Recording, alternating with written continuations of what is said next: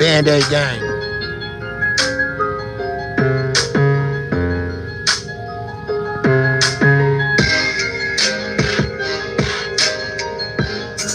Make sure y'all like, share, and subscribe. Hit that notification bell. Let's go.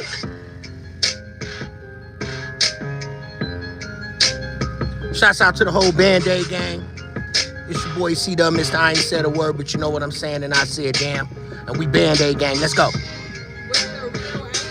With the real angel in the building. Happy Sunday, everybody. Stay blessed, never stress.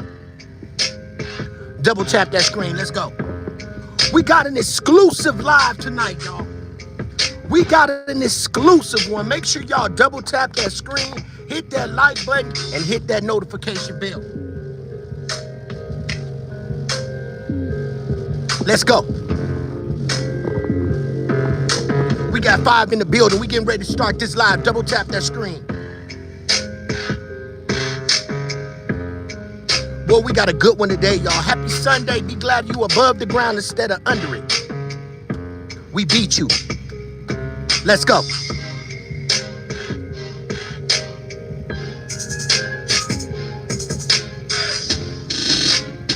Truth be told in the building. What's up, Truth be told? I see you, girl. The gang getting up in here, y'all. We gonna let the gang come up in here a little bit before we start this live. Y'all know I'm bringing it to you live and direct. If I keep you waiting, it's worth it. Band-Aid gang. Let's go.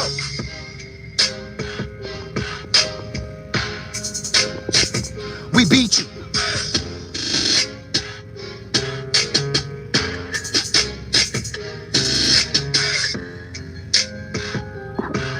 We got 5 in here. Double tap that screen, y'all, man. Don't do me like that. Double tap the screen. Show some love to the channel. Got 5 in here. Get up out them bushes. Double tap the screen. Ain't no need. Don't hide yourself. Divide yourself. I said damn. Don't hide and divide it, y'all. Let's get in here. Y'all, get in here. Let's go. Band-Aid gang.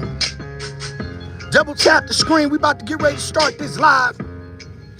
We gonna expose them once again. Exclusive live. We finna do them all type of ways. We got it all in one. Band-Aid gang. Epstein files. Let's go. I said damn.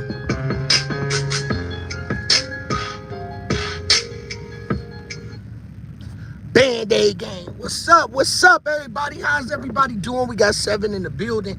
Thank you guys for joining us on this wonderful Sunday. It's good to see everybody on the go back around. Thank you guys for joining us. Make sure you double tap that screen or hit the 3 buttons on the right-hand corner. That is the like button. Yes, it's like in that 3-button block over there. Double tap. We got exclusive live. So we gonna set the platform off right, gang. We gonna set the platform off right. Y'all know I bring y'all some exclusive lives. Totally different than others. You know, totally different than other Band-Aid gangs. So I want to thank you guys for joining. So as I get ready to set the platform for the Band-Aid gang and everybody that's in here, right? Let's get to the meat and potatoes today, gang. It's exclusive.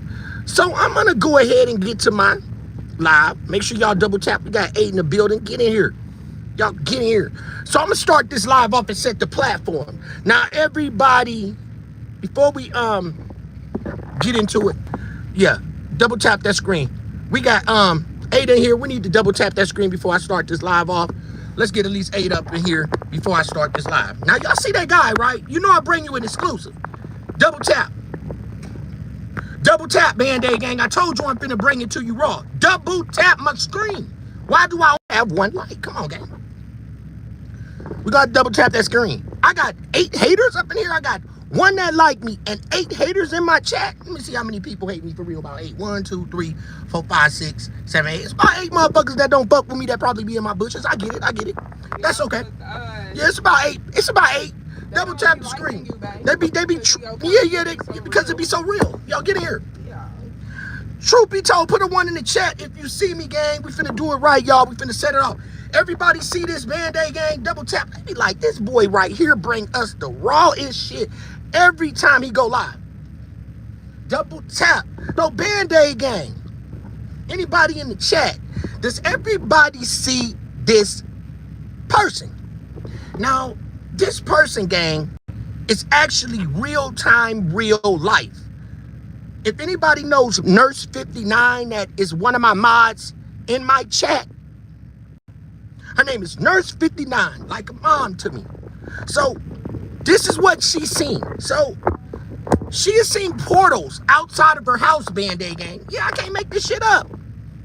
And these are the people coming out of the portal by her house. And we're going to show that, Band-Aid. Let me take this off, right? So she says, I've been filming these people, Dove. It's a portal across the street. It opens up, and we're gonna see that. Look at this person, gang. So it's all about fallen angels, and as we get into the commentary, look at this, Band-Aid gang. I can't make this shit up. This is what Nurse 59 is seeing at her house, and these people walk. She says they're scared of her. So now look, Band-Aid gang, look at this. This is one of them that comes out. She said he walks real fast. Now this is the portal that she is seeing right here, everybody. This is one portal that she's seen. She's getting this off of her camera at the house. As we're looking over here, Band-Aid gang, I can't make this shit up. Aliens, absolutely. So this is what she's seeing. This is her neighborhood. She lives in Illinois. So she sees these portals. She sent this to me. I said I was going to start my live off right with this. We got 15 people in here. Double tap the screen. 21. Let's run it up. Thank you, Jimmy. I see you, gang. Y'all know I bring it to you right. So this is what she's seeing in the portal at her house. Now, this is going to get crazy, everybody, before we start this live. I just wanted to set the platform. Now, watch this, Band-Aid gang. I can't make this shit up. Now, this is what she's seeing. Now, look at this person. She said these people come through her alley, and they coming out this portal. I can't make this shit up. I can't make this shit up. Look at this lady's head. Look at this. Do that look real? They come through the alleyway of her backyard, Band-Aid gang. I told you we in the signs of the times right now. See, we in the signs of the times right now, Band-Aid gang. I can't make this shit up. 16 in the building. Now look at this, gang. Look at this person coming out the portal. Double tap the screen. They coming up. They running the lights up. Now they know I'm on to something. Now this is one of the people. But now check it out, gang. Look at this. So now, look at this. We're going to continue to rock a show. I'm setting the platform before we start this live. Now check this out, Band-Aid gang. This one is going to be a weird slide. Now look at the people. Now you can see this is her cell phone. Let me just zoom back. You can see she's on her cell phone. This is her cell phone. So now we know we're looking at shit in real time. You can see this is her cell phone, and what she's seeing, these people come through her backyard, and she said they coming through a portal. And we showed the portal in the beginning. So, you know, do your research. I know people have some strange things happen in their life, and I'm sure a lot of you guys have witnessed some strange things in your lifetime. But I want to thank her for bringing this to us and letting us be able to share this just to set the platform. Hey, Nurse 59, and she's in the chat right now, everybody. This is Nurse 59 in the chat. This is what she sent me, and this is what's going on in her neighborhood. We got 33 in the building. So as we go down, let's go back to the beginning. This is one of the people, and this person does not look human. This looks like Freddy Krueger. She says this man moves, and when he walks real fast. You can't really capture his legs. Am I correct? We are in the signs of the times. Hey, Nurse 59, I see you. Diamond Gang in the building. So this is crazy. So I'm going to slide through and let it go through because there's still more stuff on this slide as we continue. Before we start the commentary, here's the portal that she's seeing by her house. Look at this lady with this head. This is coming out of her alleyway, Band-Aid gang. There the people go. We're looking from the phone. Now, next slide. Now, this is crazy. Now, you tell me, Band-Aid gang, that this is crazy. Anybody in the chat besides Nurse 59, what does anybody see, Diamond Gang? What does anybody see in this actual picture? I want to know what the people see in the picture. I want your feedback so I can shock you again and do you all type of ways and bring you another exclusive live. Anybody see something in this slide that we're seeing that was happening in Nurse 59, which is down in the yard? Now, when I first saw it, I looked at this door. is the door so animated and just, why is the door standing out like that? That's one thing I spotted, but I see something else. Band-Aid gang. So what else do we see here? This is gonna be a great live. I'm so excited with this live. I'm seeing a person right here, right, Band-Aid gang? Does that look like a person? Put a 1 in the chat if that looks like somebody standing right there. Put a 1 in the chat. You talking about in front of that pole? Yeah, I'm talking about right there in front of the pole. Yeah. Does that look like a person? Put a 1 in the chat if that looks like a person, Band-Aid gang. And this is that type of activity that is happening in front of her home. Thank you guys for the 7 likes. Run it up. We got 30 in here. Let's get the likes up. Okay, Wayne says yes, a 1.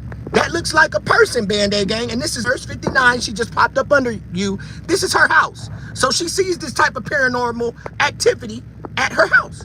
And this is from her webcam and her phone. So she says these people went through portals and she sees these people. So as we continue, we just setting the platform of the live. Thank you, Lady Boss. Now look, now this even looks even more crazy. Now look, right there. Now right here on this next piece, you're gonna be able to see the whole body. Watch the whole body here, right there. Look at that. It looks like it's a whole person's body. Hold on, I'm trying to pause it. The slide is going real quick. Sorry about that, everybody. But right here, boom. Now let me zoom in. That does look like a person. Look at that. The feet, the body, but now it looks like it don't have a head. It looks like a headless person. Put a 1 in the chat, Band-Aid gang. We got some exclusive lives. Look at the portal, gang. Look at these people. Hey, Lady Boss. This is Nurse 59. That's in the chat. This is what's happening at her house. Yeah, we in the signs of the time. We in the signs of the time. And this live is going to put everything together. That's why I set it up the way I set it up.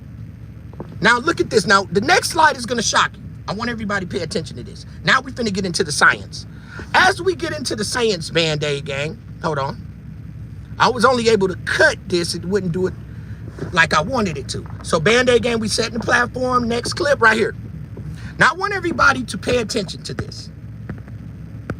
For those that don't know what we're looking at here, Band-Aid gang, because you know how we do over here, I like to educate my people before we start the live, before we set the platform, because this live is one of the exclusives. You're going to get all your information, all you need to take with you, and I think you're going to enjoy what we're going to see today.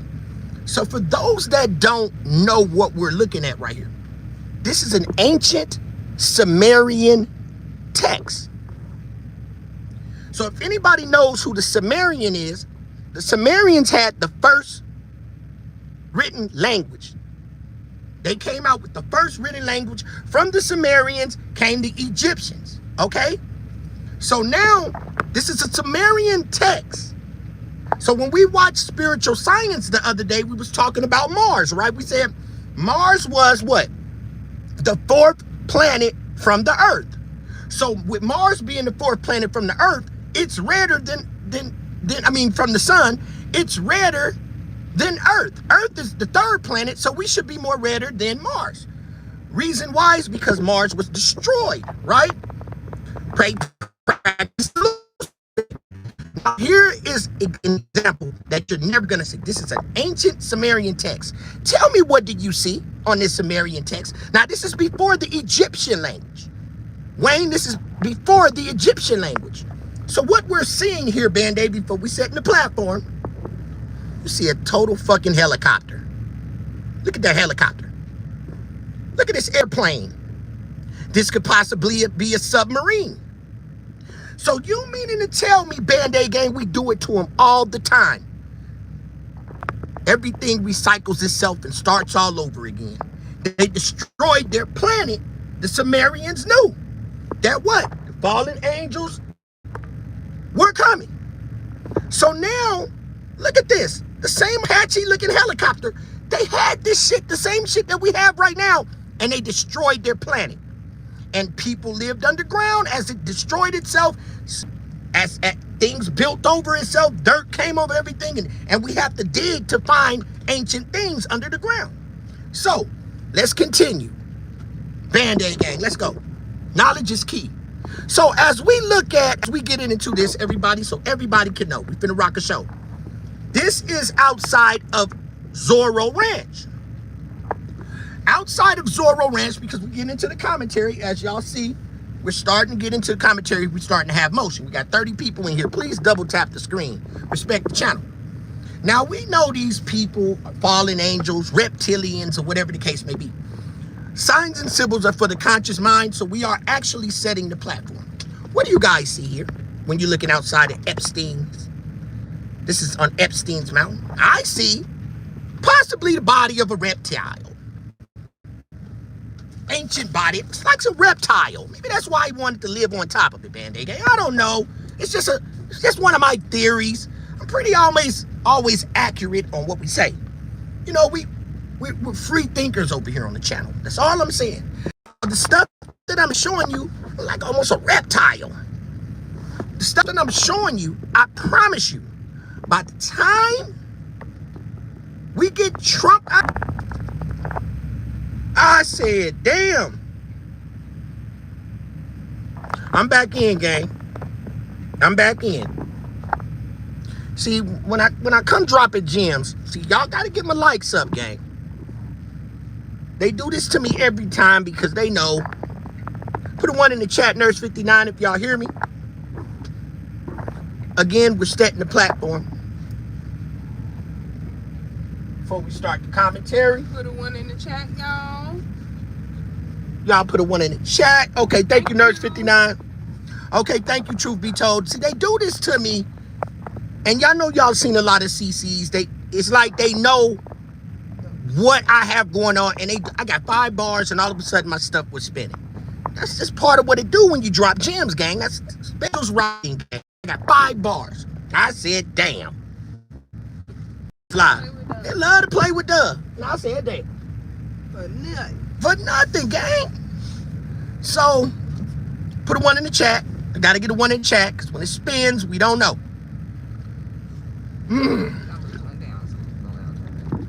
Damn.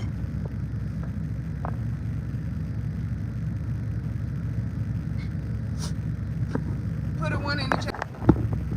Put a 1 in the chat, y'all. All right, thank you. 1 in the chat. 15 in here. Let's go. No, put a 1 in the chat. Put a 1 in the chat, gang.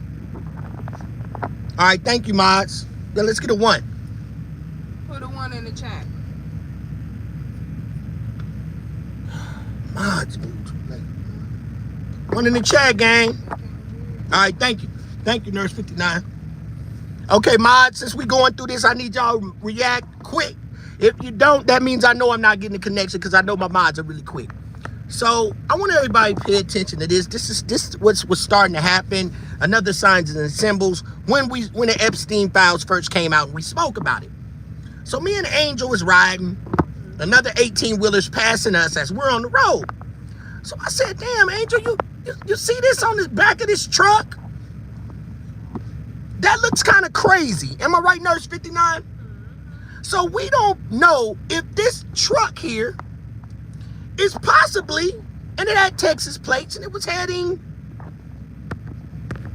south. What if, just imagine, gang, with this sex trafficking going on. When you look at this weird type of stuff, I'm a truck driver, I've never seen this type of symbols on the back of an 18-wheeler.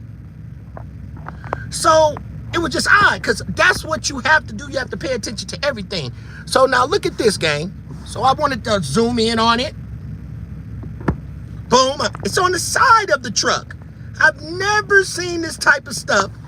Look at this. On the back of an 18-wheeler. Never seen it. And I've been trucking for 5 years straight. I just got an eerie feeling that what if there were children in the back of this 18-wheeler? And this is symbolic. It looks like a falling angel. This is not regular for a 18-wheeler to have this type of symbolism on it. We pay attention to everything. I'm just setting the platform 13 in here. Now, let's go. Band-Aid gang. Let's get ready. Double tap the screen. Let's do our live. That's how I set it, my platform, gang. Let's get ready to rock a show. Now we are about to get into the commentary. Breaking news, breaking news, breaking news. Let's go, Band-Aid gang. Hold on. Okay. Double tap. Now, this is a real picture, right, gang? This is a real picture. Almost like extortion, right? So we're not gonna extort, but we're gonna do something that nobody else does. Band-Aid gang, let's set the platform like we always do. The best channel to break it all down. Let's go. This is the mark of the beast. This is the mark of the beast. If you waking up grabbing this phone, at work, at home, you are now a slave. You are now a digital slave. You come to this plantation. This is a new world. This is a physical world. We have a spiritual world. Now you have the metaverse world. Don't you leave your real world and enter into this metaverse world and stay on here all day. You be at the table with your kids, your wife. So now you have entered into hell. This is the mark of the beast. We begin tonight with breaking news. We have obtained what is expected to be a central piece of the government's case against Donald Trump. The actual audio recording of the former president talking as if he's showing a highly classified document on U.S. war plans against Iran. Bedminster, New Jersey. You clearly hear the former president as he is speaking to several people. According to the special counsel's indictment, they include a writer working on Mark Meadows' memoir, the publisher, and 2 of Trump's staff members. The president was aware he was being recorded. This is the first time. So gang, they have caught Donald Trump discussing top secret documents with random people. Documents, like almost like the ones they found in Mar-a-Lago. So now, this is breaking news. So I want everybody to listen to this. Several people. According to the special counsel's indictment, they include a writer working on Mark Meadows' memoir, the publisher, and 2 of Trump's staff members. The president was aware he was being recorded. This is the first time it is being played publicly. Band-Aid gang. These are bad, sick people. That was your coup, you know, against.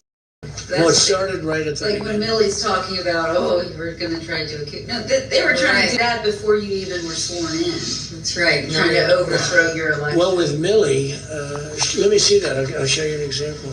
He said that I wanted to attack Iran. Isn't it amazing? I have a big pile of papers. This thing just came up. Look. So as you can see that he's sharing top secret documents, Band-Aid gang. And right here, you hear the papers shuffling. He's not supposed to be having these type of conversations or even have these documents, Band-Aid gang. This president is losing his mind. Now let's go, gang. This was him. They presented me this. This is off the record, but they presented me this. This was him. This was the Defense Department and him. Wow. We looked at some. This was him. This wasn't done by me. This was him. All sorts of stuff. It's pages long. Look. Wait a minute. Let's see here. Yeah. I just now, isn't that amazing? This totally wins my case, you know. Mm-hmm. Except it is like highly confidential, secret. This is secret information. Look at this. You attack, and he feels like he could do anything he wants to do. Y'all clearly heard him say, as you see right here, this is secret information. He is not supposed to be sharing this with anyone, Band-Aid gang. Let's go. Print that out all the time. You know? She sent it to Anthony Weiner, the pervert. By the way, isn't that incredible? Yeah. I was just saying, because we were talking about it. And you know, he said he wanted to attack Iran and what? He said the papers. This was done by the military, given to me. I think we can. Done by the military, given to him. Come on, guys. Try to declassified. figure out See, as president, I could have declassified. Yeah. No, I can't. You know, but this is classified. now we have a problem. Isn't that interesting? Yeah. It's so cool. I mean, it's so. Look, we heard Ivan. And you probably almost didn't believe me, but now you believe me. No, I believe it's incredible, right? No, hey, bring some coats in, please. Well, joining us now, CNN anchor and chief correspondent Caitlin Collins, also our senior legal affairs correspondent Paula Reed.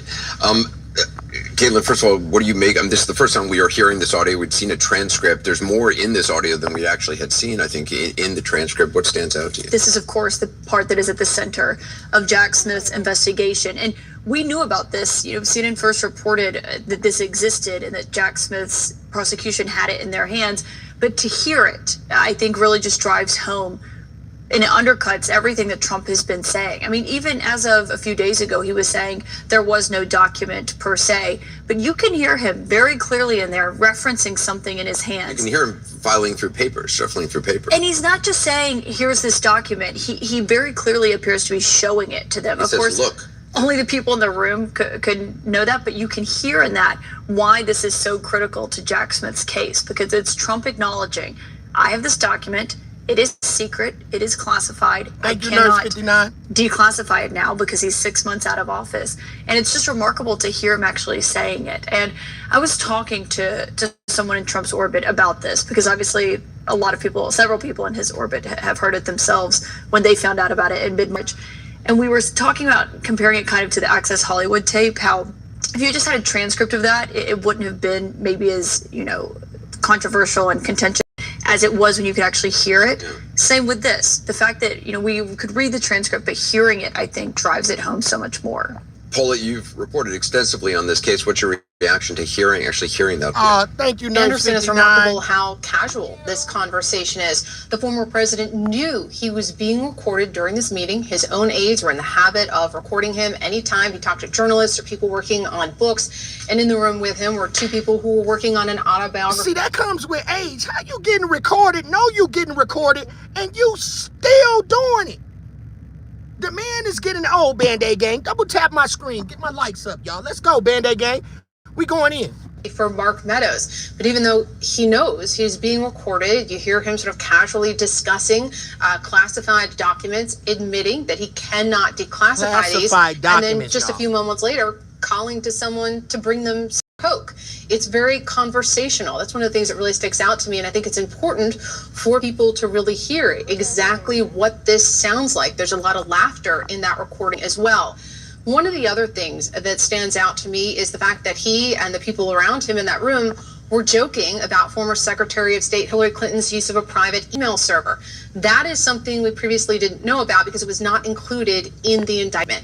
Now, from a legal standpoint, it makes sense that prosecutors wouldn't include that, right? Because it's not incriminating, it's not really relevant to their case. But in the court of public opinion, the fact that he's making jokes about Hillary Clinton, other people in the room making jokes about Anthony Weiner as well, that I think really comes off as some hubris. We have the benefit of hindsight here, right?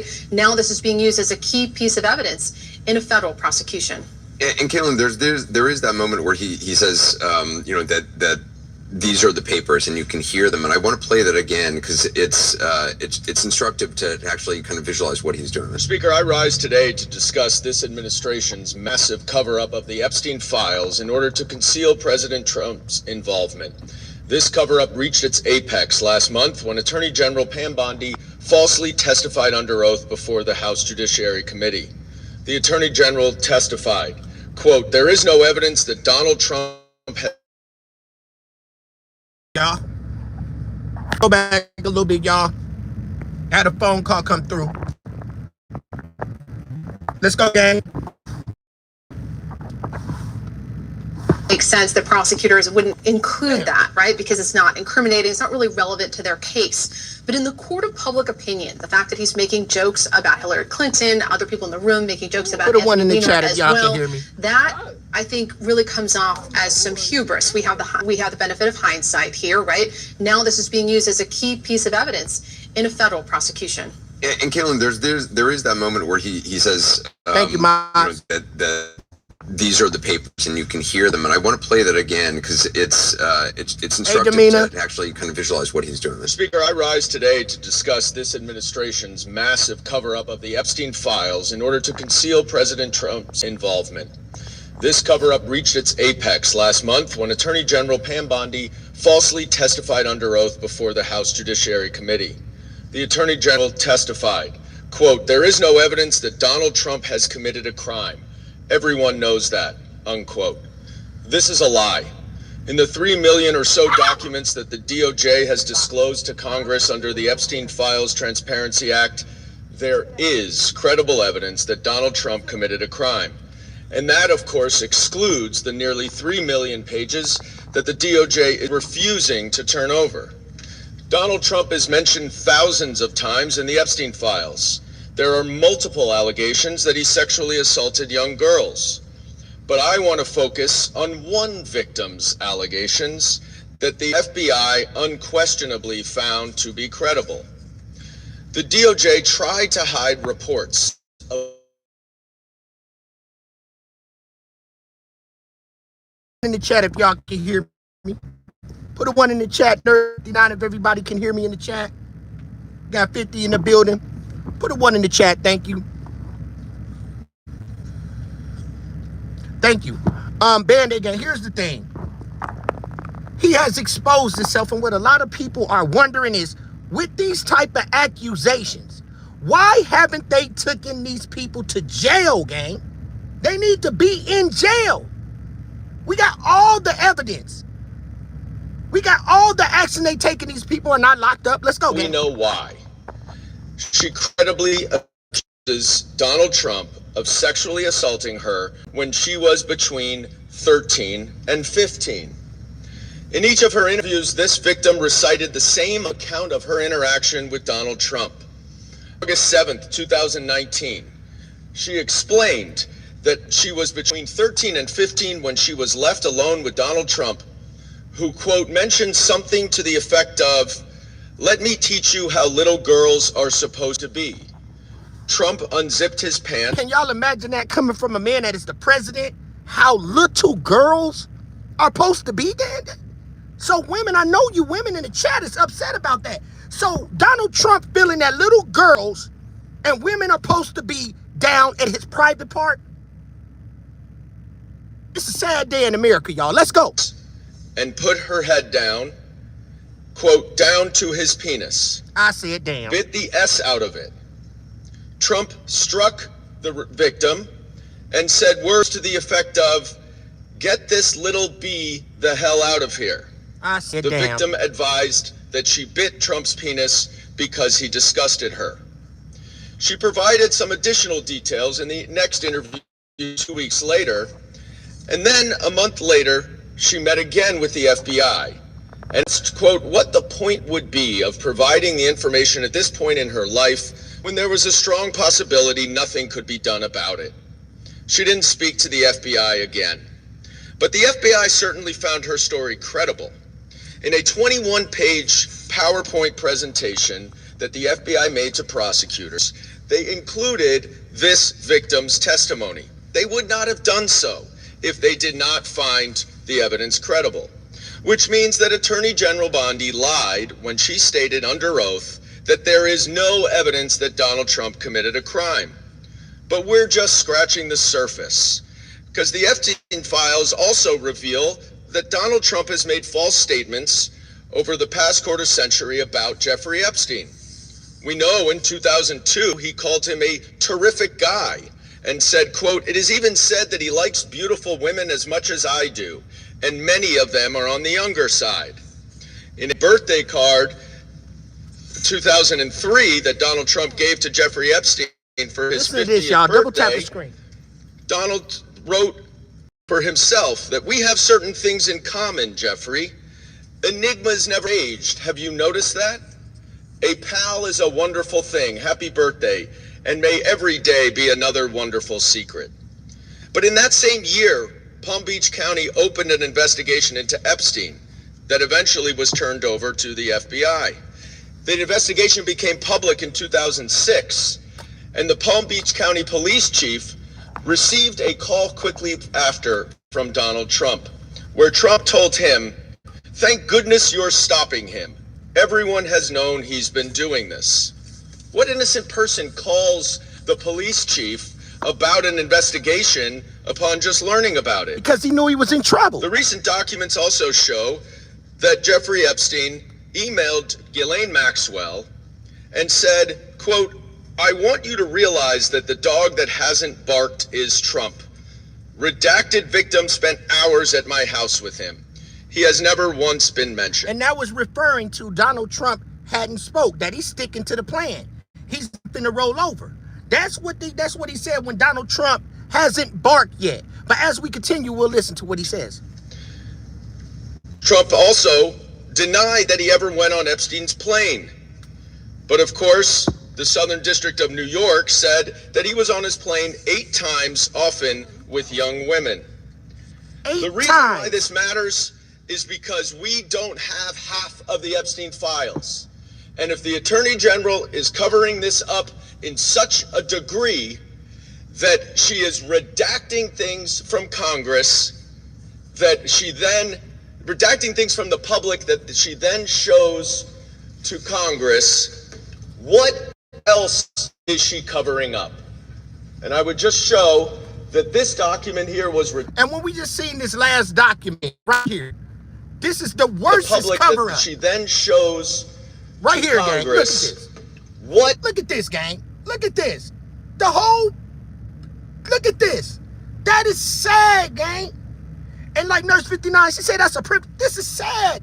You're not... What did they even give him this piece of paper for? I mean, goddamn. I said, damn. What did they even give him that for with all of that? That type of shit right there gave it away, Band-Aid gang. I said, damn, let's go. What up, Richard? I see is she covering up? And I would just show that this document here was redacted to the public.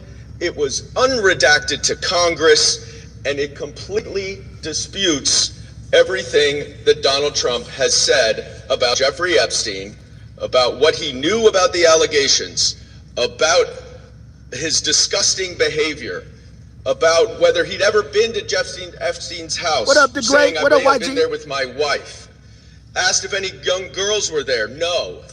He may have had children of guests, but that's it. See, that's almost the same thing that what? That's almost the same thing that ex-Wexner said. They brought children. See, he didn't leave the part out that there were children there. You understand what I'm saying, gang? That there were children there. It was some people with their children. Oh, so sad that what might have happened to those children. Let's go. Well, we know that's not the case. Now, why is this important? Because if the Attorney General is covering up this information that she then reveals to Congress, all kinds of stuff from Prince Andrew and Peter Mandelson, from Norwegian officials, the former prime minister, and the former ambassador, all of these different people, right? Some would argue, especially since there was international trafficking that was taking place, some would argue that our president, whose name is found over and over and over and over in these files, may have engaged in, say, child trafficking, sex trafficking. They may come to that conclusion. Now, with that being the understanding, if there are other countries that believe, because they believe in actually holding people accountable, okay? So they say, you know what? There were some girls from England or wherever, because there were people from different countries, and they say, you know what? We gonna just come and we're gonna drop in on America. We're going to bomb America. We're going to kill civilians in America because, you know what? We have a warrant for his arrest. Whether it's for the child sex trafficking in the Epstein files because America doesn't want to do their job, or whether we're talking about violating international law, whether we're talking about going and just randomly killing people. I can tell you that every single one of you that is sticking up for him right now would be screaming from the rooftops. The analysis has to be the same. I am so offended that I am still paying my daggone student loans for law school, and it seems like none of it matters nowadays. Because seemingly what we do is we twist the law to justify. The analysis is the same. If he would be outraged if they came and bombed our country to go after him to arrest him, if you're listening, that I don't know. I don't know if people are doing this. But if they decided to do that because of the Epstein files, or because of violating... Jasmine Crockett just made a legal... NATO has treated the United States of America very unfairly. Well, I'm disappointed in NATO. NATO could help us, but they so far haven't had the courage to do so. We spend trillions and trillions of dollars. He's literally begging right now, gang. He's begging. Now, let me give you a synopsis of what's going on. He's begging, and he's... Our country right now is so vulnerable to be attacked on our own land. By drones. By drones. Now Russia and China has said, you know what? We're going to assist Iran. So now while they're deploying our over to the east, now, Band-Aid gang, I said, damn. Now they can attack our own homeland, America. This might be the first time that we are invaded on our own homeland because NATO is not there to help us anymore. See, it's a problem when NATO doesn't want to help America. And this is probably almost the first time that NATO said, you know what, we out of this, gang. We're out of this. We're not dealing with you. We're not dealing with you. Band-Aid gang. It's getting bad right now, Band-Aid gang. Let's go. NATO to defend other countries. And I always said, but if it ever comes time to defend us, they're not going to be there. You know, one of President Trump's guiding principles is fairness, and he has long called out NATO for being what he believes an unfair alliance for the American people, the American taxpayer, and our U.S. armed forces. I get along very well with Putin. Well, he's going to take something. I mean, they fought. And now, before we go into this clip, now we're going to see why Donald Trump is so gun-ho for Putin. For Putin. We were assisting the Ukraine with helping the Ukraine with weapons to fight the war with Russia. He steps into office and now he's so cool with Putin. Well, I'm going to show you why. Hit the like button. He has a lot of property. I mean, he's won certain property. If you say that, he's won certain property. He's been very respectful of me and of our country, but not so respectful of others. But you know why Putin has been so respectful to him? Not to us, to him as the country, because Putin has dirt on him with trafficking. I wouldn't be surprised if Putin hooked him up with his wife. I said, damn, double tap the screen. Putin probably hooked up Donald Trump with his wife. See, Putin is in the game with him too, right? We know that game. So let's continue. Let's see why he's so scared of Putin. Let's go.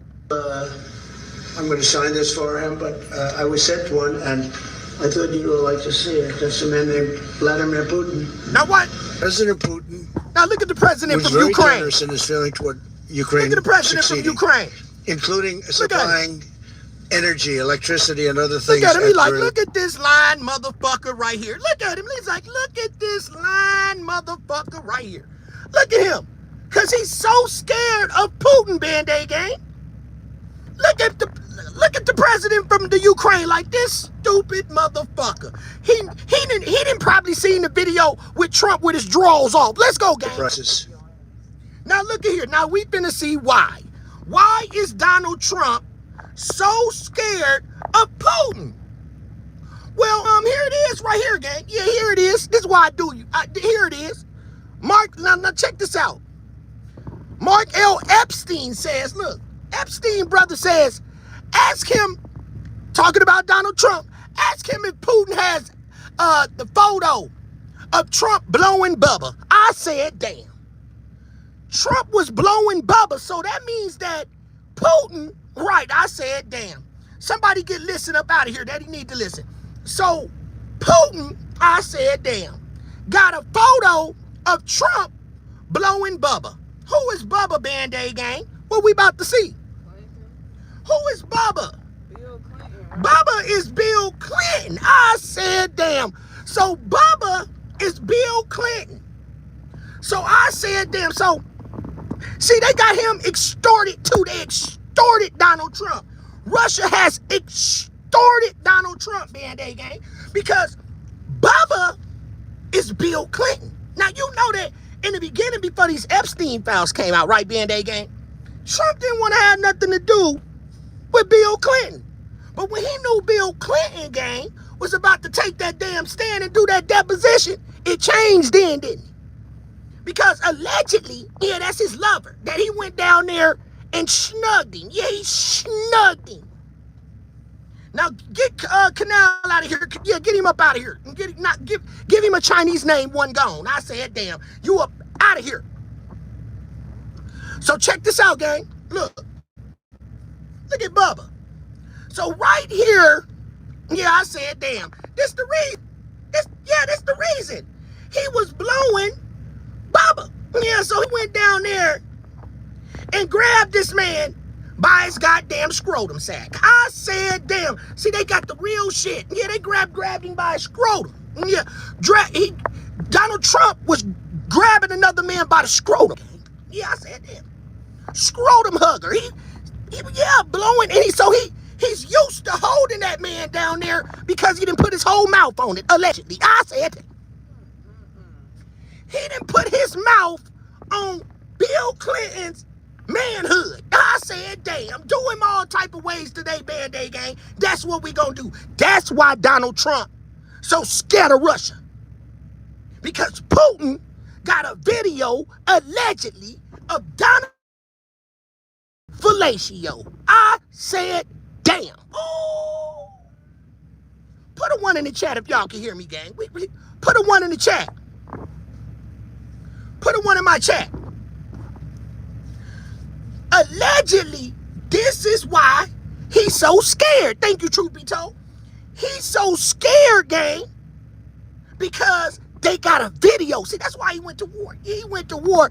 He went to war, Band-Aid gang, because, yeah, they got a goddamn video of Donald Trump giving Bill Clinton fellatio. But let's look why Bill Clinton was scared, too. Yeah, I said, damn.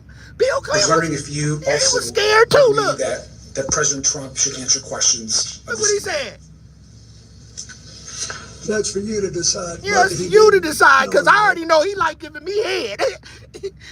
That's for you to decide, because I need him to come back and give me a swami. I said, damn, hit the like button. And I once had a brief discussion with him about it.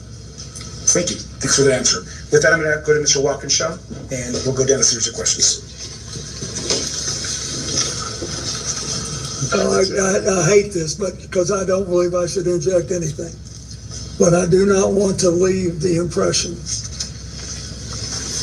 but since there was no follow-up question. See, he's stuck. He's stuck. The president never, this is 20-something years ago, never said anything to me. But Donald Trump talked about you like a dog, though.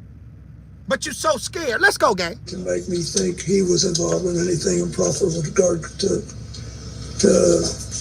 Epstein either. He just didn't. He just said we were friends, and then we had a falling out over a land. No, your penis fell out your penis fell off in his mouth. I said, damn. Jane Doe number 4 alleged to the FBI that Epstein abused her when she was 13 and that Trump abused her when she was 15. Uh-oh. Khan, Epstein's accountant, testified that the Epstein estate settled with Jane Doe number 4 for both Epstein and Trump. So his accountant told on him, Band-Aid gang. That's what she's saying right now. Epstein's accountant told on him, gang. Told that they paid off the 13-year-old allegedly that Donald Trump pushed her head down there and she bit him. That should be the shit right there. That should send him on up out of here, gang. But we still dealing with this shit in our country, suffering because of what they did. Let's go, gang. His lawyer tried to walk that back. Indike refused to confirm or deny that. Now, how do we get to the bottom of that? Congress passes a law invalidating all NDAs from the Trump or the Trump organization, from Epstein, any of his entities, from the estate, or based on any activities at the Epstein properties. Let's have the truth. We want the truth, no NDAs. So I found priority was to fully decimate that area. They're digging on. Now I told y'all I was gonna get on them. Didn't I tell you we was gonna get on them when it came to the to Zorro Ranch? That's a part of the title too. Watch this, Band-Aid gang. Let's go. While on the phone, suspiciously watched us from a distance. And before I could think, we had other problems. Low battery, posing risk of return. Please initiate return. We didn't have much time, so I quickly went around the place and found lots of underground vents, a hidden house on the other side. Right here. Our key thing that we trying to find out, Band-Aid gang, is this right here. Look at this. Right here. We had other problems. Low battery, posing risk of return. Please initiate return. We didn't have much time, so I quickly went around the place and found lots of underground vents, a hidden right there. house on right here. Look at this. Underground vents. I think we had other problems. Low battery, posing risk of return. Please initiate return. We didn't have much time, so I quickly went around the place and found right here. Lots of right there. Band-Aid gang. We were yeah. See, but what they doing is they trying to fool my gang. They trying to fool everybody that's watching this whole situation go down. That what? That they're looking for a couple of bodies that's buried around the ranch. So as we see that this young man has spotted locations, so there is something that's underground, but they're not trying to let us know that. So this man has spotted vents of activity. So there's something underground, Band-Aid gang. And that's what we're trying to get to. Hit the like button, gang. We right here. Let's go. Ground vents, a hidden house on the other side of the map, and a work vehicle hurrying off in the distance. And by that time, that man on the phone drove off. Oh my god, he just made a call and dipped. I went even closer to try to capture anything unusual inside the mansion itself. As soon as we got too close, we completely lost signal. Me. Oh my god, we're not gonna make it back. In automatic return mode. I hit the panic return button, and a few minutes later, we miraculously gained back sight of the drone, already making its way over. I see him.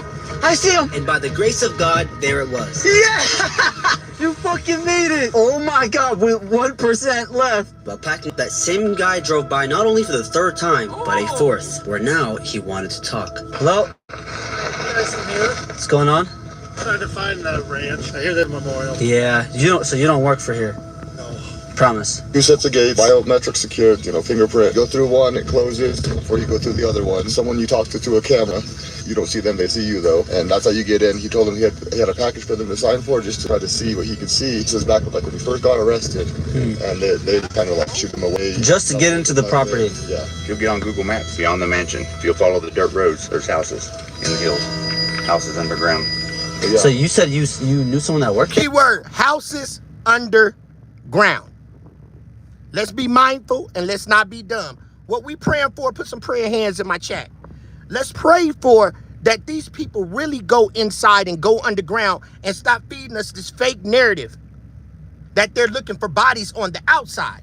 No, we're looking for tunnels in the inside. Band-Aid gang. So as we're looking for tunnels in the inside, we got 131 in here. Thank y'all for coming. I'm finna go ahead and play this.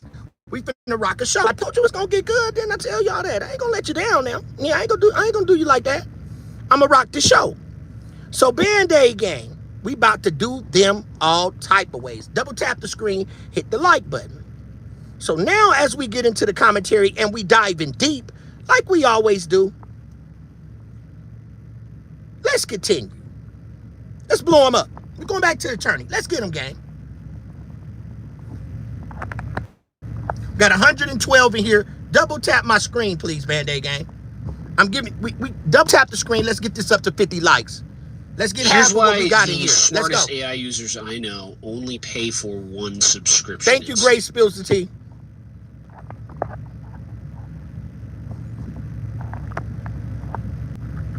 Let's go, gang. 145 in here. Republican James Comer says so far he was answering a lot of questions as the deposition goes on. A lawyer representing several Epstein survivors saying in part, Indike's claimed ignorance of Epstein's widespread abuse of women and girls is deeply troubling. Indike has denied having any knowledge of Epstein's crimes. He agreed to settle a $35 million class action lawsuit a few weeks back to compensate survivors who say he helped Epstein traffic young girls. Indike's lawyer said he helped Epstein traffic young girls. Double tap my screen. Let's go, gang. He's not acknowledging or admitting any wrongdoing as part of the settlement. I'll bring in Melanie Zanona, who's joining us now. So what else have we learned, if anything, out of today's deposition? I know these are the kinds of things where sometimes it takes a day or two to find out more from it. Walk us through that and who the House committee wants to hear from next. Yeah, we are getting some information out of this hearing, deposition. We know that Indike did tell lawmakers he had no knowledge of Epstein's crimes. He said he rejected the idea that he helped facilitate Epstein's sex trafficking scheme. And he also said their business relationship was purely about legal services. He said his primary role was to provide corporate, transactional, and general legal services to Mr. Epstein and his companies. But lawmakers, they weren't buying it, Hallie. They said he may have even perjured himself during this deposition. Perjury! And they also said he was oddly defensive of Epstein. At one point, Indike was asked why he continued to work with Epstein after that 2008 prosecution. Now, look at what he said. His response was that Epstein was remorseful, that he said it was a one-time thing. A one-time thing. So he capable. He just did it one time. He did it with a young girl one time, and he didn't know. So I'm going to just, anytime a man mess with a young child, you need to cut him all the way loose. Ain't no, he just did it one time. Hell no, let's go. He said he didn't know the woman was underage. And what? So lawmakers really suggesting here that he was not being truthful in this deposition. Just take a listen.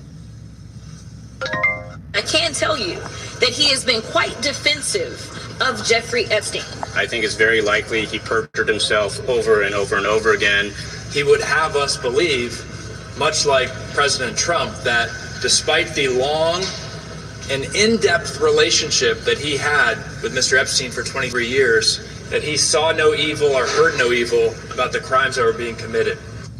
Now, in terms of who the committee is going to hear from next, Commerce Secretary Howard Lutnick is expected to speak voluntarily pretty soon with the committee. And then last night, the committee did hear from... Thank God for that. Howard Lutnick. Yes, we need them all to fold. Howard Lutnick is going to go ahead and get that deposition. We on their ass, gang. Pam Bondi in a private briefing.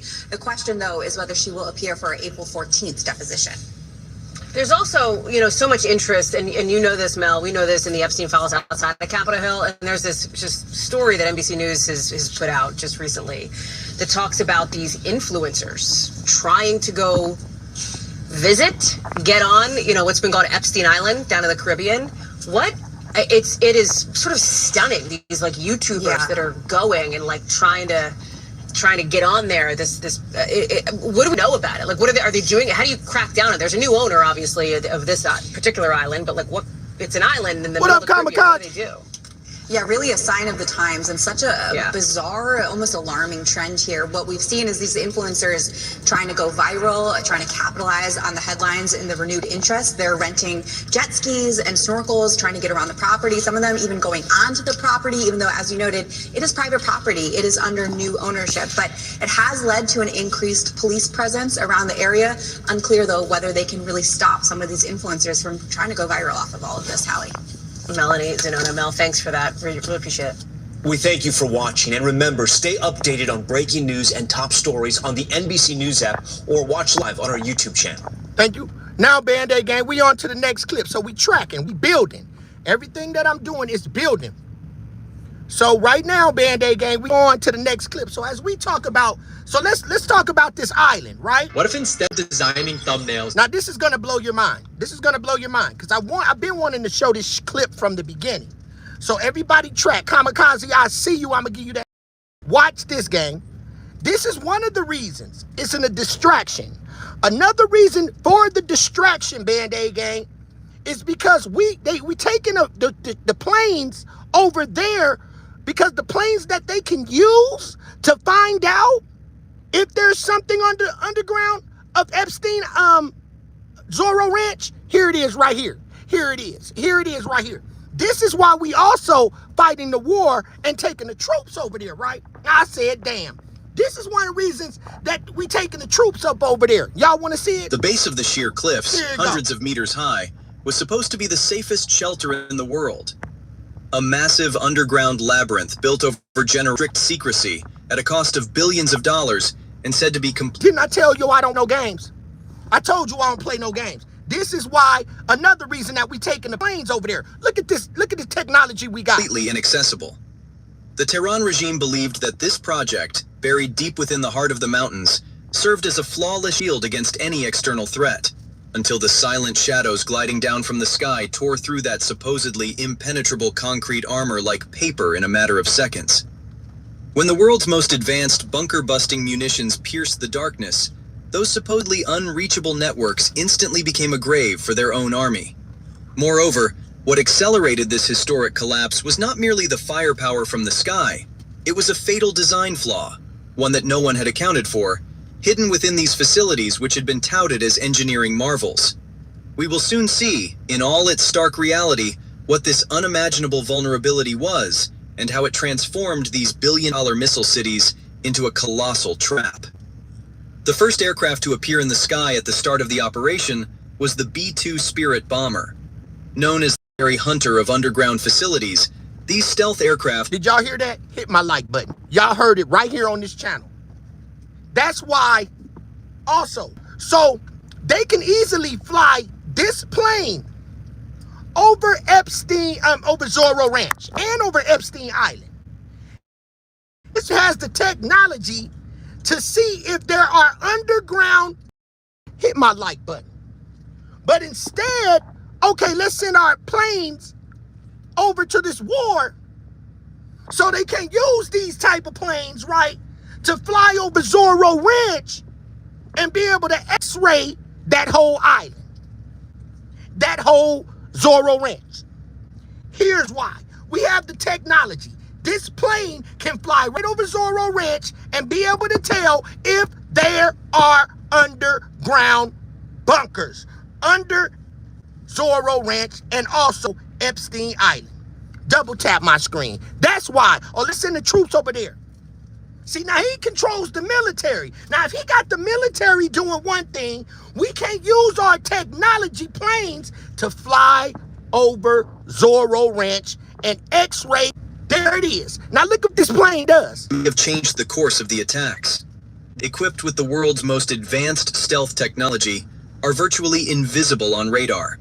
As a result, Iran's much-touted air defense networks were easily bypassed without... Dude, what is you talking about? Large underground structures. Dope fiend?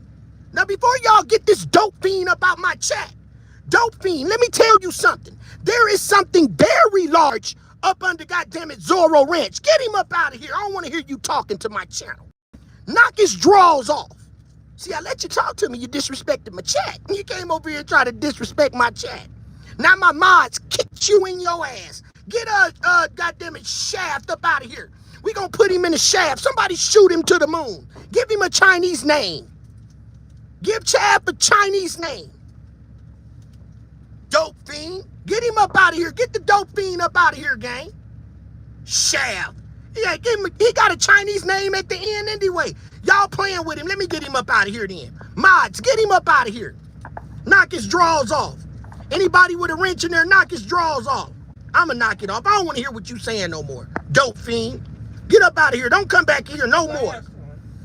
Let me give you a Chinese name. Give him a Chinese name. He up out of here. You come back over here no more with that bullshit. We know what's going on over here on this channel. Stop playing with us. Let's go. Leaving a trace. This bomber, which reached its targets with absolute stealth, caused a major nightmare for Iran's underground world.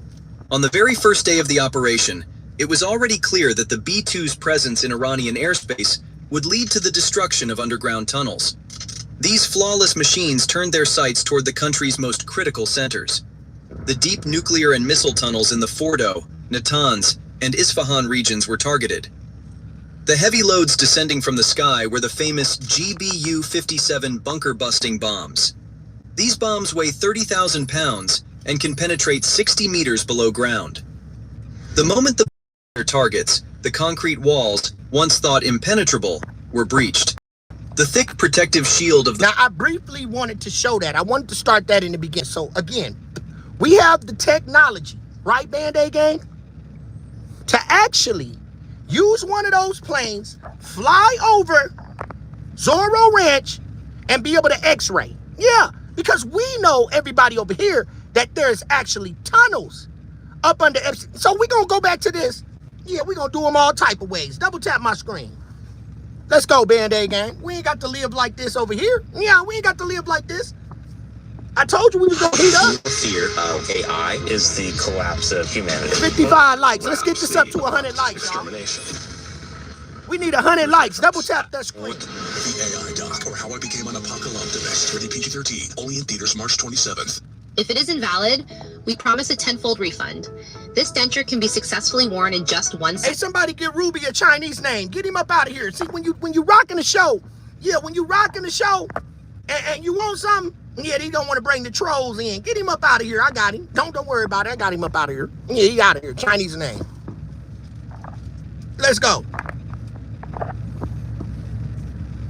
So, we on their ass. Now, we on their ass.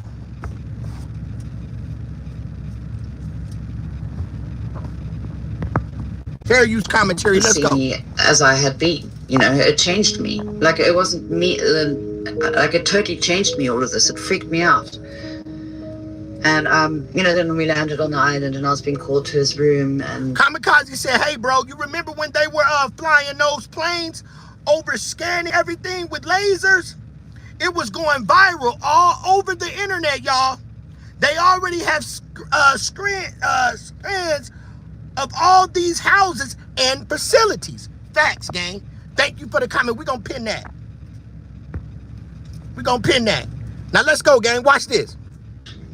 Yeah, and then on the first day it was just me, but then the next day another girl was brought in, and then as time went on, more and more girls just kept coming and going.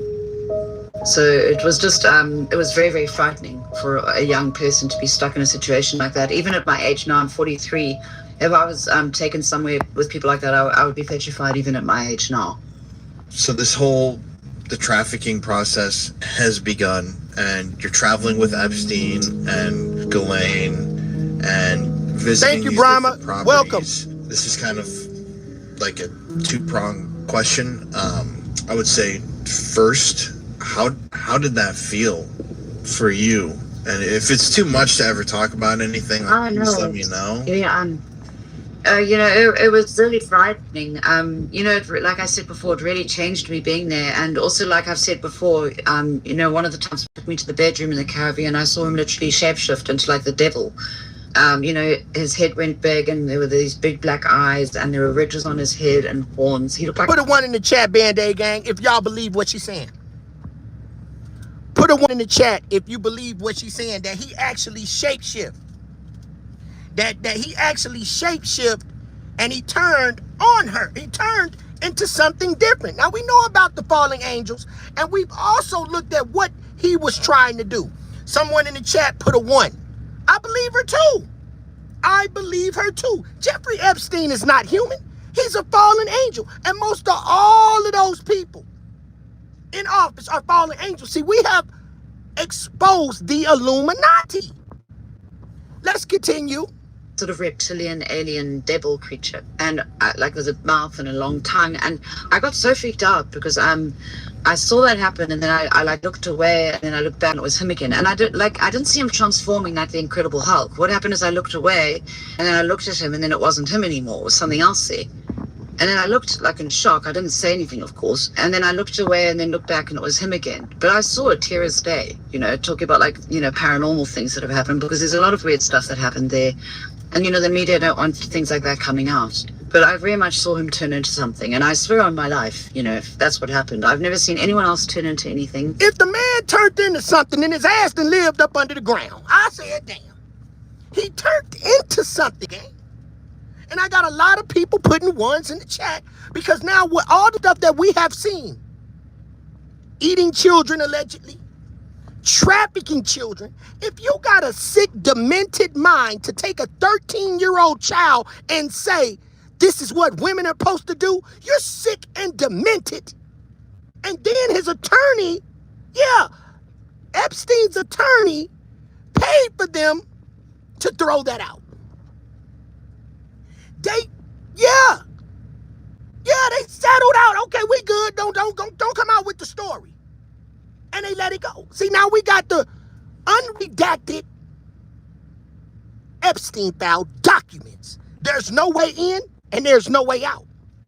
We got them locked in. We beat you.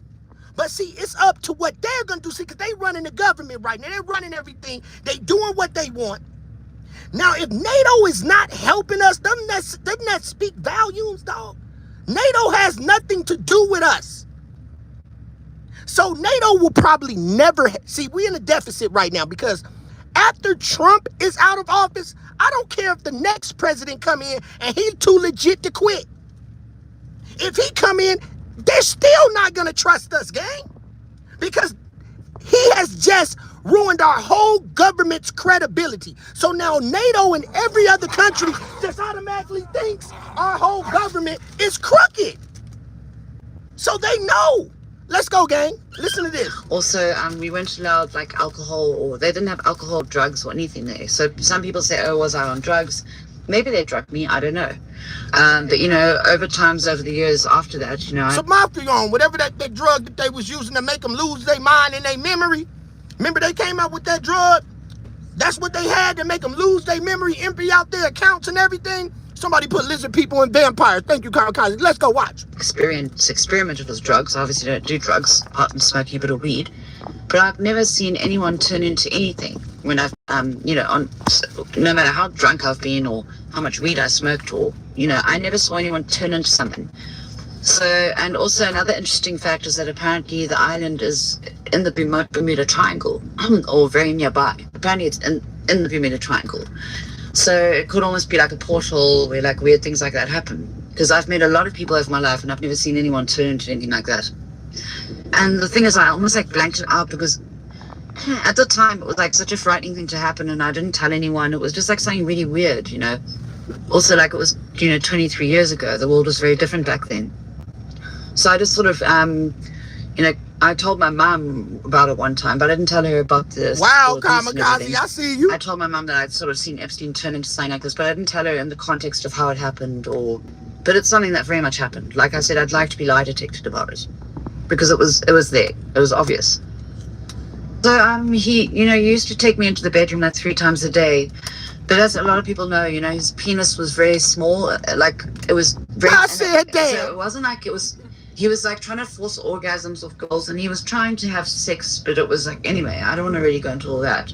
But man, if I had the last thing I want to know, if I had a small penis to keep going around by 10 of them, so you got 10 girls looking at your little man. I wouldn't just stop having sex. I don't know what he was trying to do. He need to get him a penis pump or something to pump it up. Pump it up. So the bedroom was always ice cold and very dark.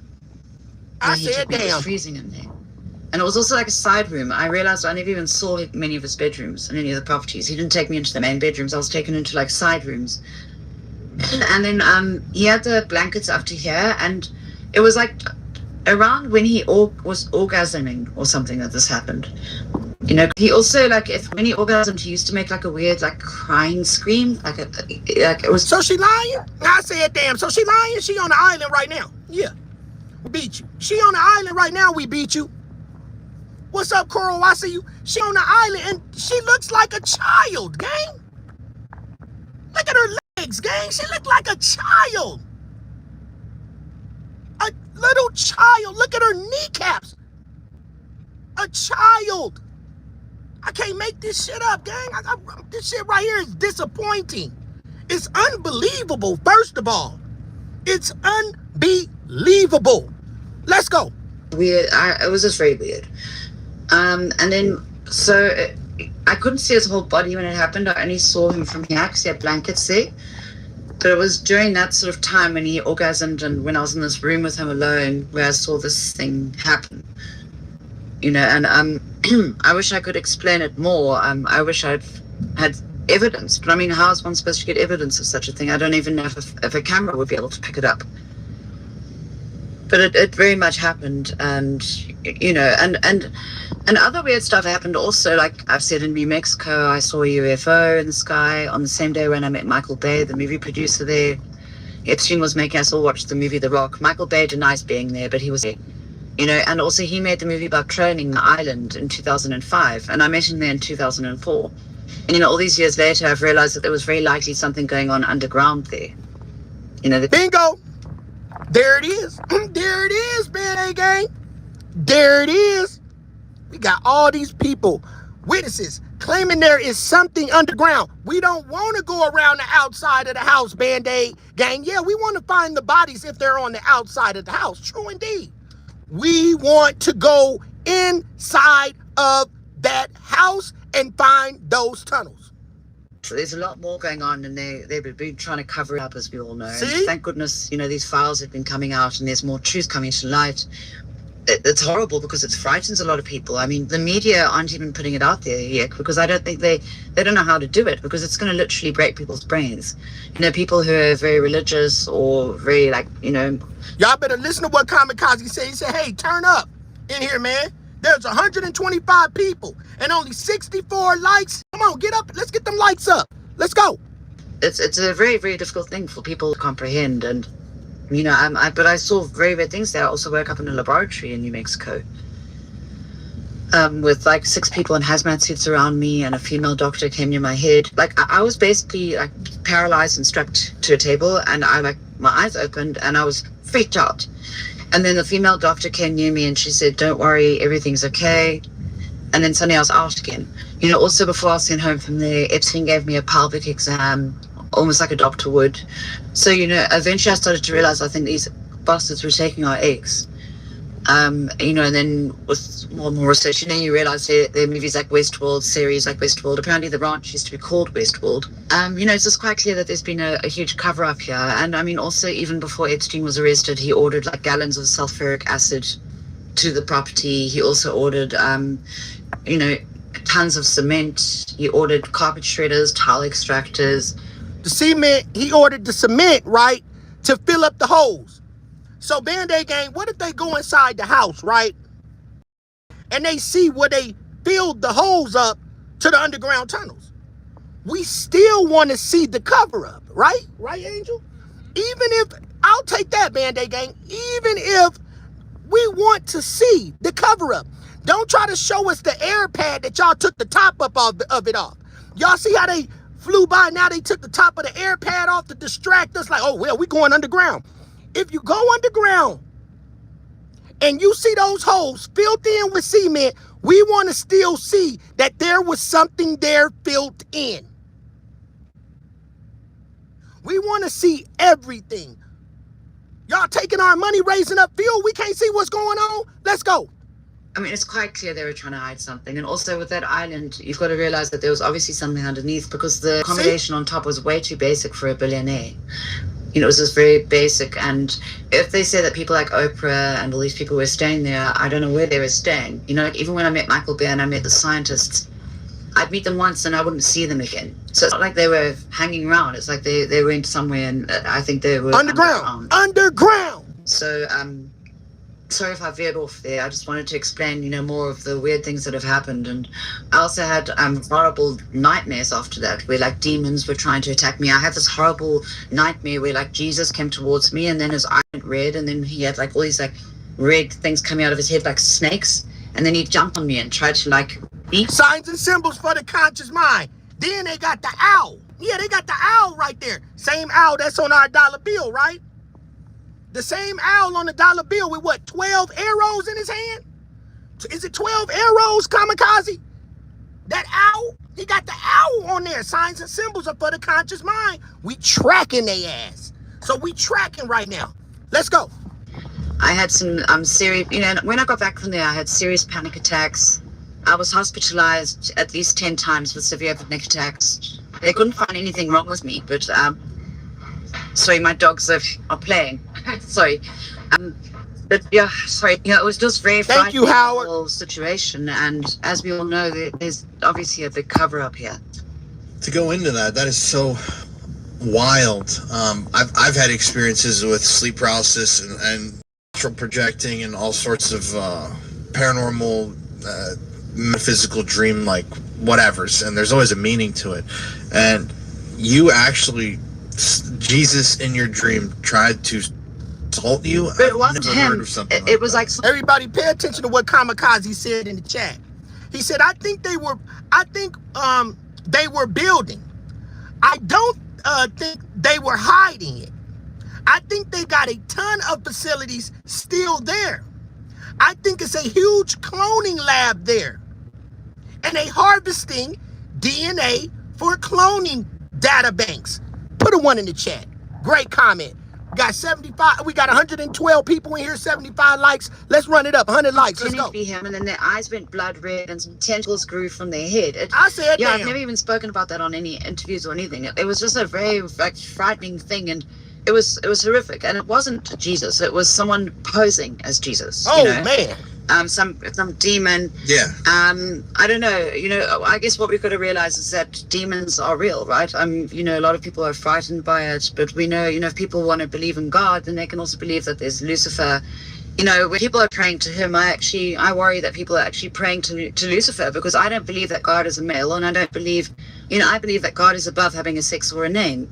I've had many arguments with people who are very religious about this. We came to the agreement where they said, okay, I must pray to my God and we'll pray to theirs.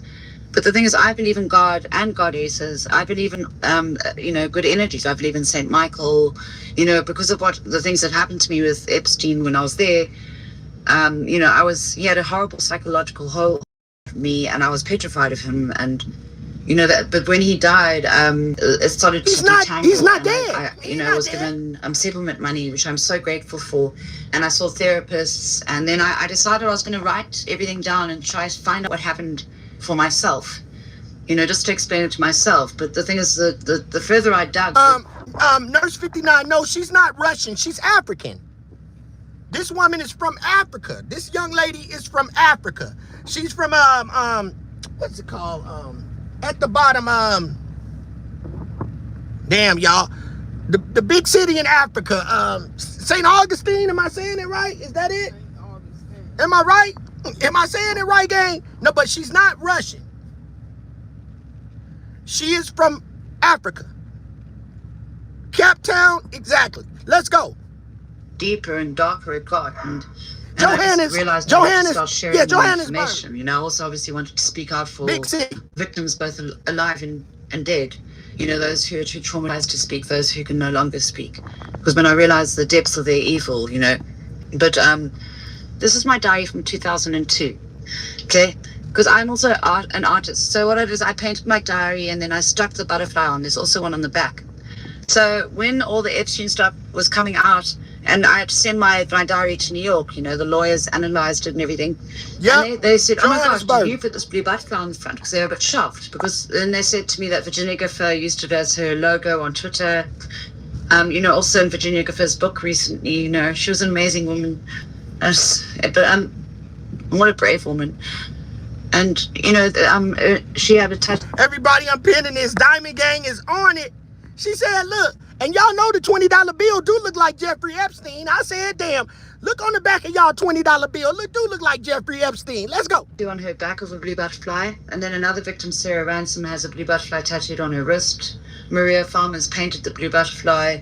So, I started trying to figure out what the symbol meant, I don't know exactly what it means, but I do think I've also got a painting that I did before you took me there, also with the blue butterfly in it and a serpent. Well, what's really insane to me is certainly it's using an energy field, the type of anti-gravity. That you say that is that when I got sober, and I've told this story 1,000 times now on my different platforms. The very first thing when I went to rehab, and I was extremely, I would say, atheist when I went into rehab, and I just didn't believe in really any sort of God or energy. And I did this exercise, and they tell you to write what you see in this journal after this hour or so of breath work. And I saw a blue butterfly go across my vision. And so the first thing I wrote in my book was, God is a butterfly. And my very last day of rehab, when I was leaving, I had, and it still gives me chills every time. I was walking to leave, and I was the only one out there, and a giant butterfly came and landed on my shirt right here, and I just looked at it. I think we've all experienced the butterfly. And then it flew away. And so that's why I actually got this tattoo on my wrist. That's not a butterfly. Yeah.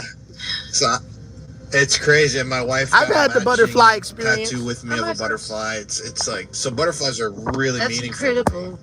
And thank you for being brave, and because you're going to help many people, speaking about rehab, and your wife must be an incredible woman, standing by you and helping. Hello, Mark. Oh, you're lucky. And well done, because I know you're going to help many, many people, because, a lot of people go through a lot of pain, especially also you wanted a radar, friend. Be careful. Smoke and, we will zap you. Because the world's so painful as it is, and people who are highly sensitive, they feel it hard. Also with this thing of getting sort of like demon attack. Don't nobody get rid of him. Leave him in here. He's entitled to his opinion, as long as he doesn't cuss. I don't have as many anymore because I've got all my animals, my cats and dogs. But I just think you're incredibly brave for, fighting and speaking out for people. And so to go back to your story, to focus on kind of just your story for a little bit now. What was your time on the island like? I've listened to a bunch of your interviews and I'm familiar, but just for people online, I gotta ask. No, for sure. Just to get everyone up to date. When we were there, we just kept on call basically. We'd all sit together for lunch and dinner and breakfast. But then I didn't really see Epstein a lot of the other time. I'd just be called to his room, you know, when little he wanted girls, me there. gang. Again, there were no parties. If this ain't enough, if this is not enough, it's our little girls. Little girls, gang. This is not enough. Convincing to our government, get them people up out of there, gang. But see, they all are in control, and they all are part of this. They all are part of this. Pam Bundy, all of them. Cash Patel, all of them are from this secret bloodline. It's just a bloodline we dealing with, gang. It's a bloodline. And they're all a part of it. Let's continue. No alcohol. Like if I wanted to have a cigarette, I had to go smoke far away, and I had to make sure I didn't smell like cigarettes when I was around them. You know, he actually had someone following me, only allowing me 3 cigarettes a day, and trying to get me to do gym training and watching what I was eating. Everyone was being monitored, and it was just like a very, very frightening, weird place to be. And you know, I was obviously all still searching for answers on what they were really doing. But as people are starting to realize, it looks like there's something out there, and these people were underground. You know, genetic experiments, also potentially, you know, selling children, harvesting of adrenochrome. You know, because if you look into these, it's a lot darker than, you know, what we realize. And also, I was completely trapped. There was no way of getting away. You know, I realized I had to do whatever they wanted to protect my life. And another thing is that they didn't even put my name on that first flight. How does people call people delusional? I let them call me all type of names, whatever the case may be. I didn't take the picture. This is her photographs, gang. This is her there. And you just seen her with other kids, gang. Stop playing with my channel. The girl was there. You seen her on the island. Something that she's saying is true. Let's go. Log. So if I'd gone missing, my family would have thought I went missing in New York. You know, and that brings into question every flight log, because that was from Teterboro to the Caribbean. That's like you know, it was a private plane, but surely they should be monitoring who's getting on the plane. You know, and also like you're saying with these islands, they could bring people off from another Caribbean island. Please double tap the screen. Let's get up to 90 likes, y'all. Yeah, it's get the likes up, horrific what these people are capable of, and I just hope that they all rot in hell. My focus, what I kind of really wanted to talk to you about, is Zorro Ranch. Here we go. Let's go. Well, I made videos about this like a long time ago, and I said, you know, I think that there's got to be bodies there, and I mean, they never searched the ranch. It's so insane to me. And now you've got all this talk in the media about Zorro, and yet it feels like we still know very little about it in the public. You know, like there's no floor plans, no blueprints. But facts, kamikaze. You had some absolutely horrific experiences there. What was it like the first time that you were taken out there? Because it's kind of like an island of its own. On how I understand it, you know, isolated in the middle of the desert. You're totally right. It was frightening. You know, Zoro Ranch was a very, very frightening place.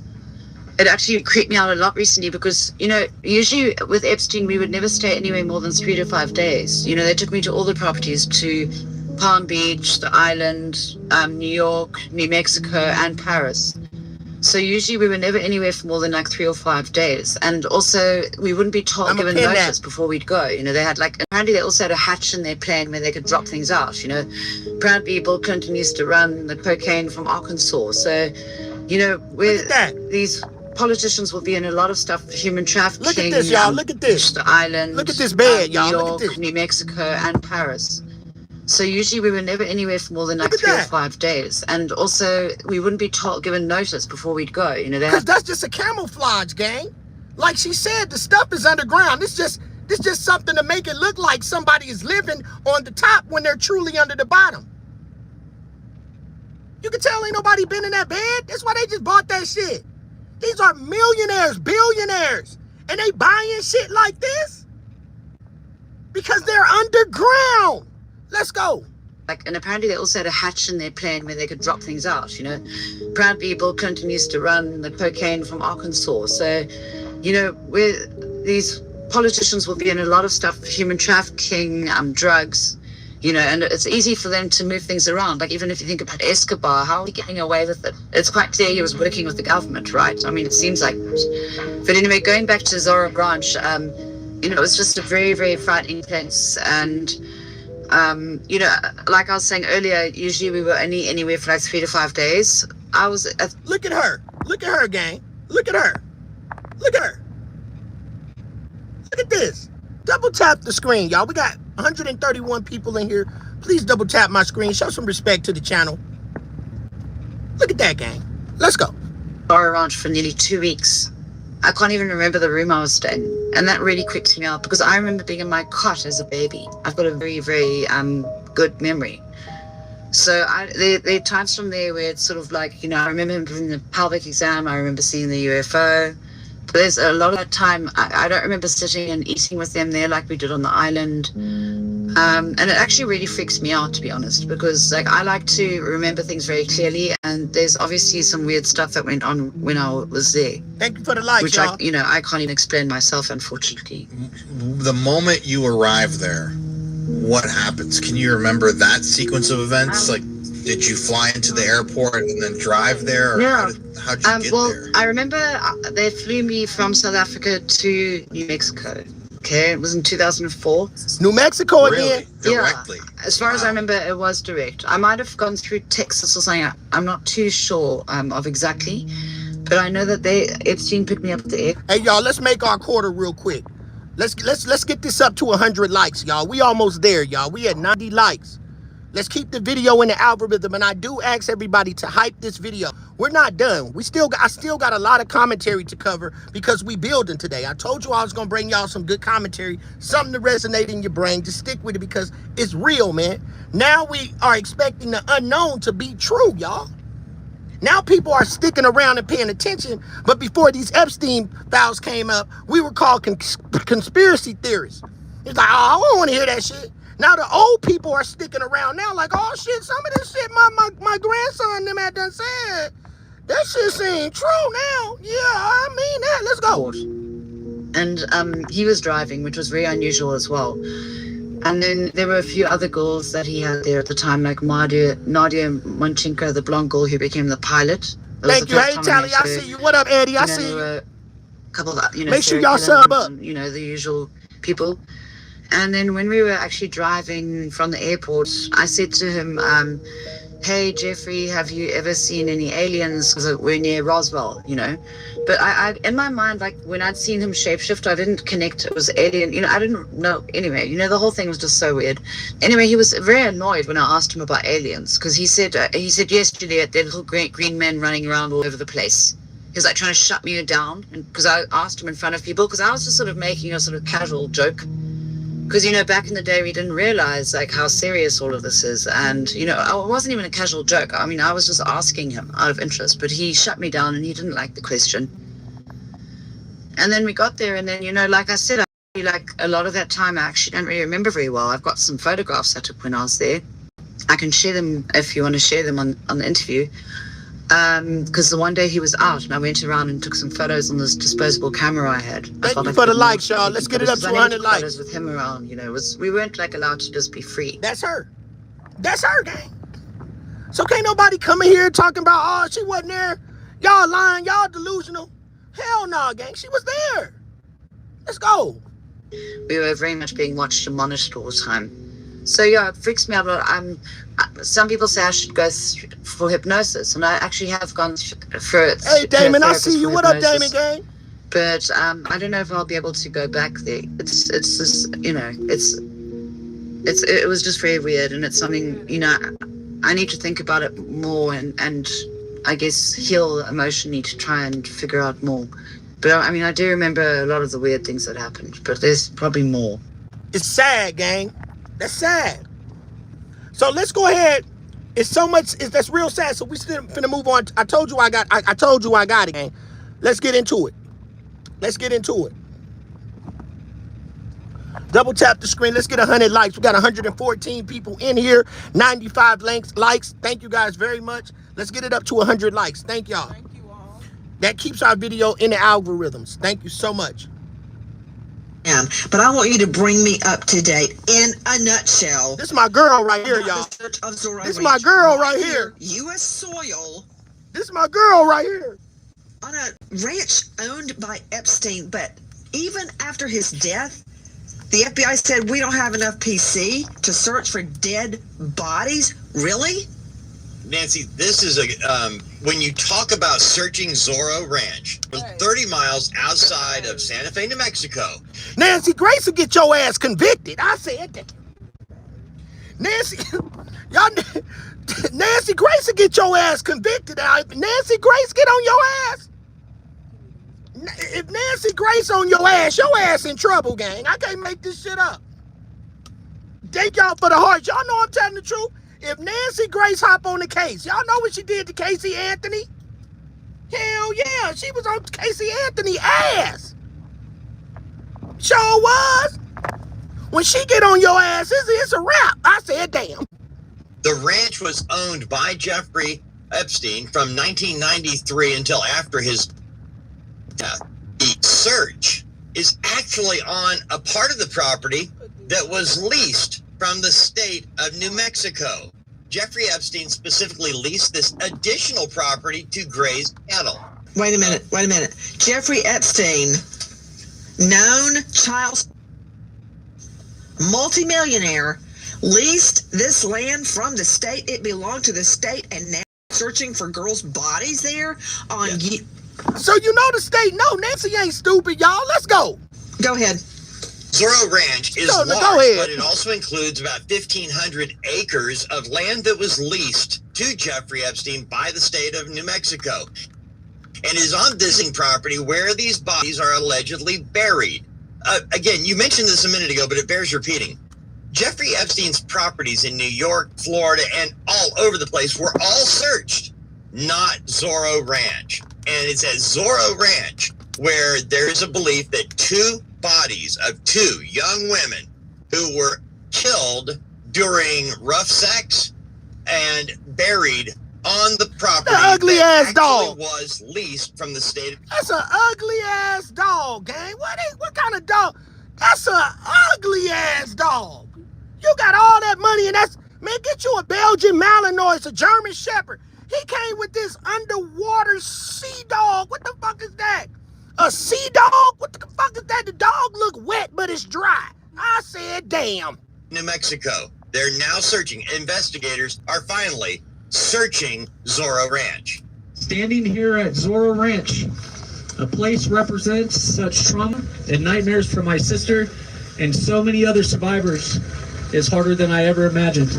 It is a crucial piece in getting to the bottom of truth and accountability here in our state to hold those who are still able to be. Kelly said that's a goat. Hold on for a minute. Let me see. She said that's a guy. Yeah, you ain't fooling me, gang. That's a goddamn goat. I said, damn. Let me go back. I don't care what y'all think. She said it's a goat. Ranch. Hold on, y'all. We know how we do Jeffrey it over Epstein's here. properties We have in fun New York, at the same Florida, time. and all over the place were all searched, not Zorro Ranch. And it's at Zorro Ranch where there's a belief that two bodies of two young women who were killed during rough sex and buried on the property that... She said that's a... Telly said that's a goddamn goat. That's a goat dog. That man got a goat dog. All that money and got that ugly ass dog. I said, damn, I don't know that dog. That's a... Look at the tail. Is that what kind of tail that is? Look at that. What is that, gang? What is that in the back of that dog ass, gang? And what is that? That ain't no regular dog tail. What's wrong? Am I crazy? What's wrong with that tail of that dog, gang? I said, damn. Look at the dog. Look at the odd-shaped dog. That dog ain't finna kill nothing. He said they wolfhounds. If it's a wolfhound, somebody tell us, gang, what the wolfhound do. Because I don't know what that wolfhound gonna do. He gonna smell up some shit? What he gonna do? Hide something? The dog know how to hide shit. The dog be hiding shit. Here they get that dog, he go hide shit. Go hide it over here. They'll never smell it. Only I can smell it. Another dog can't smell it. I can smell it. Put it over here. Put the body over here. Now I said, damn. Let me stop playing with y'all. Bad day game. Let go. That shit ain't funny. Actually was leased from the state of New Mexico. They're now searching. Investigators are finally searching Zorro Ranch. Standing here at Zorro Ranch, a place represents such trauma and nightmares for my sister and so many other survivors is harder than I ever imagined. It is a crucial piece in getting to the bottom of truth and accountability here in our state to hold those who are still able to be held accountable to the law, as well as seeking justice and healing for survivors here in our state. That first speaker, you may not recognize him. That is Danny Roberts, Virginia Giuffre's brother. There at Zorro Ranch. You know what? I want to hear. What's going on, Michael? And the second person is Representative Melanie Stansbury. I want to hear that again. I want to hear what Giuffre's brother says. Let's hear it. Standing here at Zorro Ranch, a place represents such trauma and nightmares for my sister and so many other survivors is harder than I ever imagined. It is a crucial piece in getting to the bottom of truth and accountability here in our state to hold those who are still able to be held accountable to the law, as well as seeking justice and healing for survivors here in our state. Tell it, Stansbury. Tell it. From our friends. Nancy Grace be looking like she about to bite a nigga neck or something, like a goddamn vampire. At ABC. Now, remember, Virginia Giuffre was one of Epstein's victims. And she's the one that busted Andrew, formerly known as Prince, for having child sex with her. She was a teenage girl. There he is. He swore up and down this photo is fake, but then he paid a multi-million-dollar settlement to Giuffre, who then turned up dead, reportedly by... Okay, straight out to Dr. Bethany Marshall joining us, renowned psychoanalyst, author of Deal Breaker. You can see her now on Peacock, and you can find her at drbethanymarshall.com. Dr. Bethany, she look crazy too. Investigated and prosecuted the cases of so many victims. She look crazy too. Including adult victims. Now she looked like a goddamn narcissist. I said, damn. She looked like a narcissist, gang. That lady look at her eyebrows. I said, damn. Shit. Band-Aid, let's go. Enemies when everybody's children, suspect. Little girls. Bethany, you can explain it better than me, as can Lynn Shaw. But they're never the same, Dr. Bethany. And what triggered this in my mind just then was hearing Giuffre's brother, Danny Roberts, there at Zorro Ranch, where they're looking for girls' bodies right now. How long have they been there? If they are there, how long have they been buried? What, did this nobody go looking for them? Did they just fall through the cracks? I hate that phrase. There's no such thing as falling through the cracks. Somebody failed. Either their parents, the system, someone failed. It just didn't happen. Nothing fell through cracks. But these women that I have worked with, literally thousands of women over the years, they're never the same. They go on. If you see them at work or the grocery store, sitting in the pew next to you at synagogue or church, they seem perfectly fine. They're not. It's like, as I've always said, damn, kamikaze. Never getting it set. You will learn how to flip a pancake, but it's never the same. You're never the same after your heart is cracked wide open. I can say that much. You can explain. You know, Nancy, in order to understand the trauma, we have to get away from the words and rough sex and use the appropriate terminology, which is torture. Okay? I said damn. If these girls died, there was torture, and if there are two girls, there are more. All right? So if we think of the perversions, which all cluster together, and Giuffre had all of them, we think of exhibitionism. That's why he was on that massage table, so he could display himself. Voyeurism, remember, he was reported by a neighbor in Florida for being a peeping Tom. Okay, but pedophilia, but sadism is one of the perversions. So that's one of the things that hasn't been adequately talked about, is that he was probably likely torturing those girls, and that's why they died. No, maybe he wasn't sticking nails into them or hanging them upside down like some perps we talk about. But when you choke somebody until they die, when you are strangulating them, Maybe he wasn't sticking nails into them or hanging them upside down like some perps we talk about. But now, why was Mike with him though, gang? I wonder. Hey, can somebody in the chat tell me why Mike was with him? How did Mike know about this nigga, man? Is that really Michael Jackson? How did Mike know about this nigga, gang? How long this dude been around, bro? They say Mike was an agent, that Mike was trying to save them kids. I don't know why he got that rose on his shirt. I don't know why he got that damn white rose. I don't know, but they say Mike was trying to save the kids, gang. That's what they said. I can't make this shit up. That Mike was trying to... So Michael was playing detective. Michael got his detective outfit on. He got his aviators on. He playing Chip. Michael was playing Chip. Yeah, he was playing Chip. He was on investigation. Long live Michael Jackson. Michael Jackson was on the job, man, and they gave him the lethal injection, gang. They did him like Ice Cube did Eazy-E. They gave him the lethal injection. Michael was trying to go save them kids.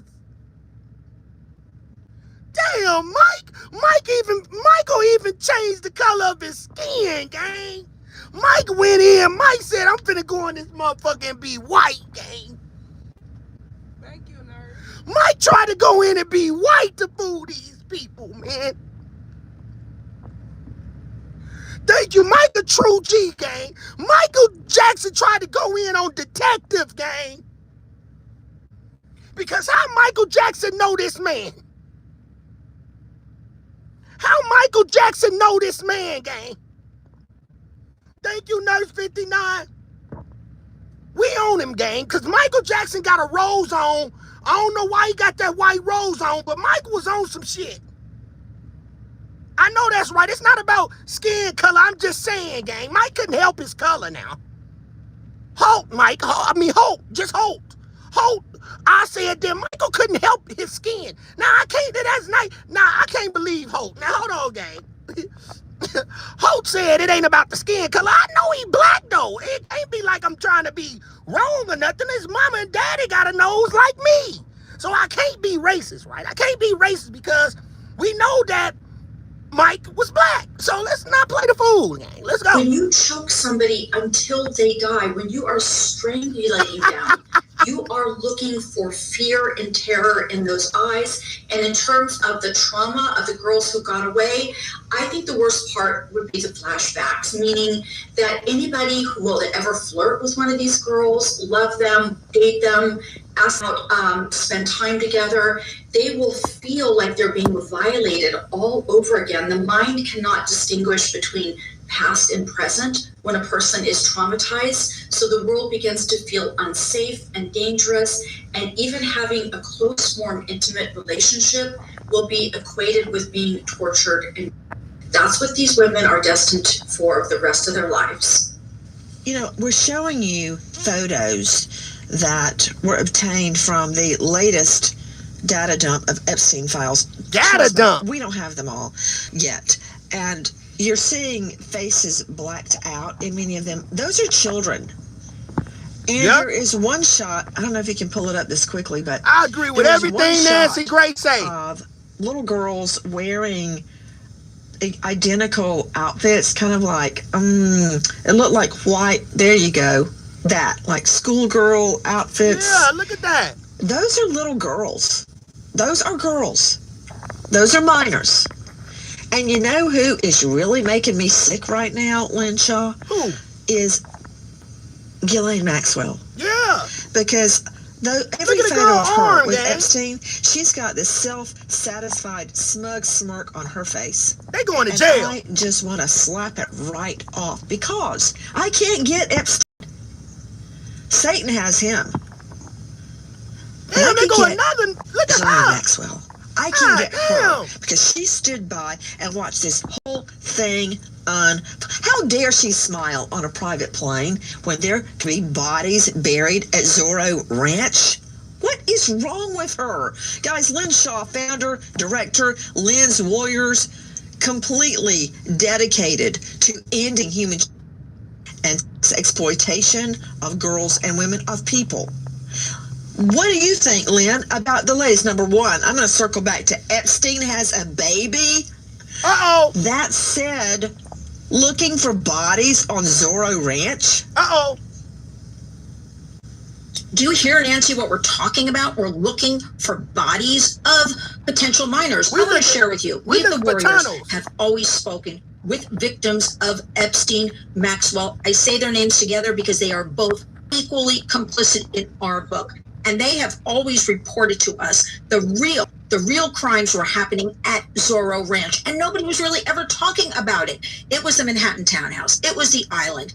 Once in a while, Paris. Zorro Ranch. They reported to me several years ago. This is where they talked about impregnating minors. This is where they talked about seeding the race to create this DNA elitist kind of, in their own image with all these tech people. They also filled me in tech people.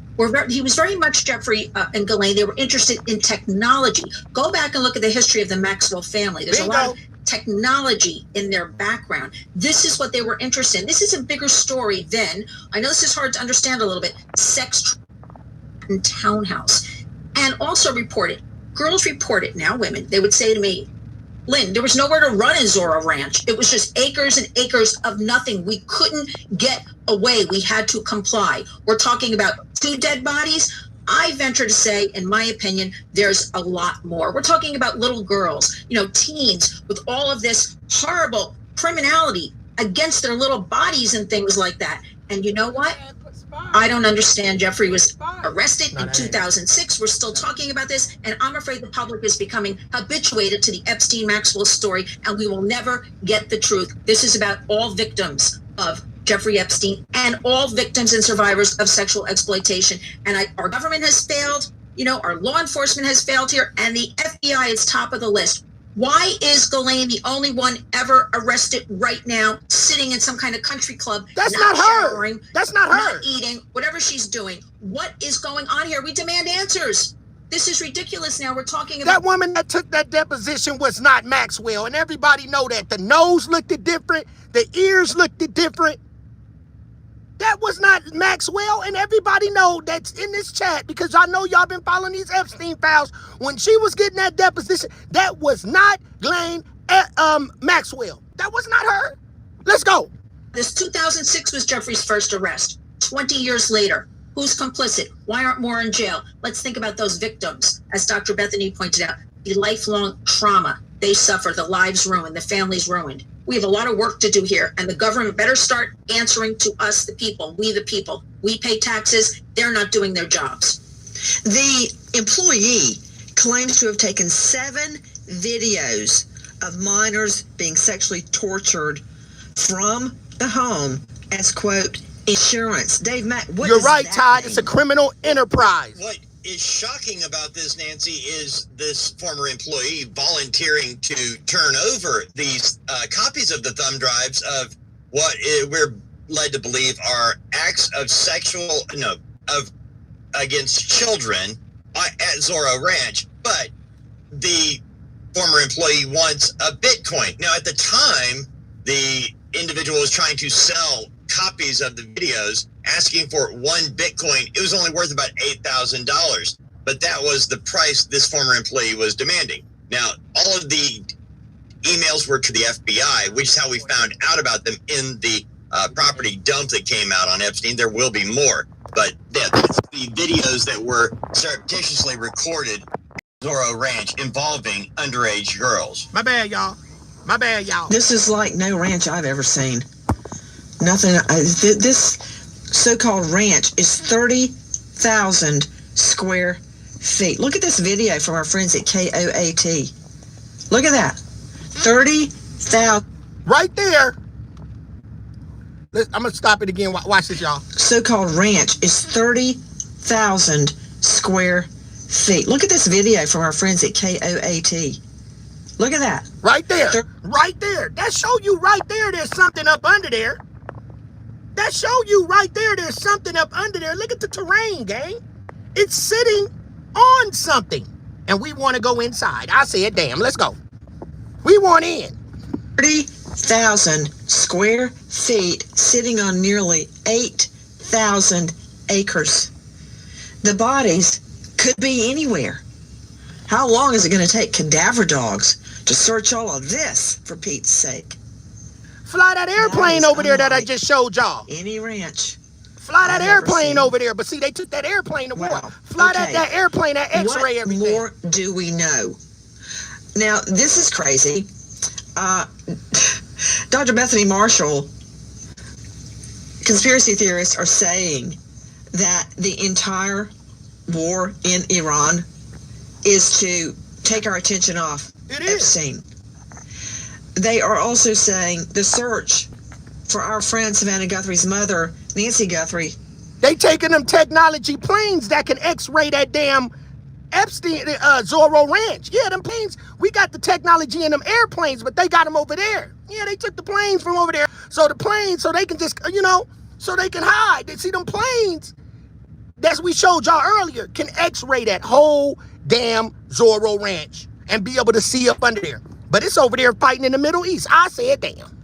See, they know what they doing, but they can't fool us. Is some type of crazy plot to take our mind off Epstein. Nobody's forgotten Epstein. That's true, Kenneth. We're combing through every document that we get, and trust me, there's a lot more that they're holding on to. But Dr. Bethany, what is wrong with people? Well, and Congress hasn't forgotten either. The Truth Commission is interviewing or questioning people every day. Nancy, conspiracy theorists, it's really associated with narcissism, meaning that a person plants an idea in their own head based upon some thin truth or reality, and they overvalue what they know. It's like a form of grandiosity, and they have a low interest in the truth. So it's interesting because these conspiracy theorists who are piling on, in a way, it's a little bit like this employee who wanted to sell information about girls being tortured for $8,000. She's trying to monetize the crime. So that tells me just how much Jeffrey Epstein had people around him. See, that's foul. She's trying to monetize the crime. So that tells me. Little girls, gang, that's foul, gang. That's foul. That's foul. That's foul. This is what our president be doing. Swapping women. This is what the president be doing, gang. This is what he's doing. I said, damn. They bogus, y'all. They bogus. They bogus, y'all. Let's go. Just how much Jeffrey Epstein had people around him who were also criminals, like an enterprise. I also think that this ranch is interesting. It's like the island. It's so isolated so that people cannot get girls, children cannot get away. And what we know about sex offenders. Please double tap the screen. Make sure everybody in here sub up and hit that notification bell.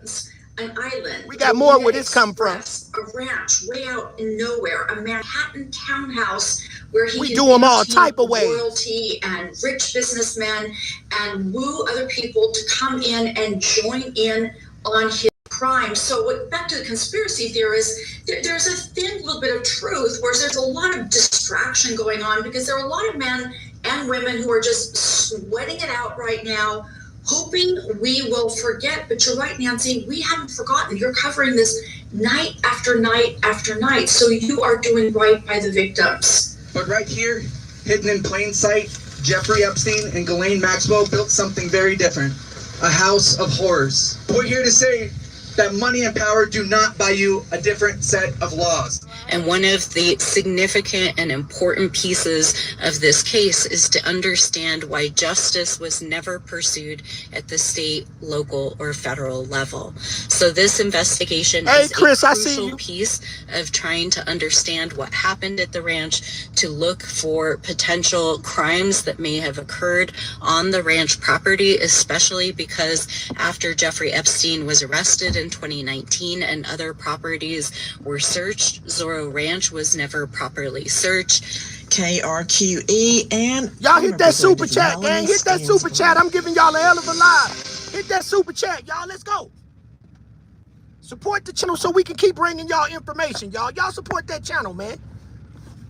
Even if it's $1.99, we'll take it. $1.99. It's $1.99 sale going on. Double tap that screen. Support the channel, y'all. Let's American go. homeowners. The FBI has been warning about a type of real estate fraud called title theft. your equity the target. With just a forged signature, your ownership can be transferred out of your name.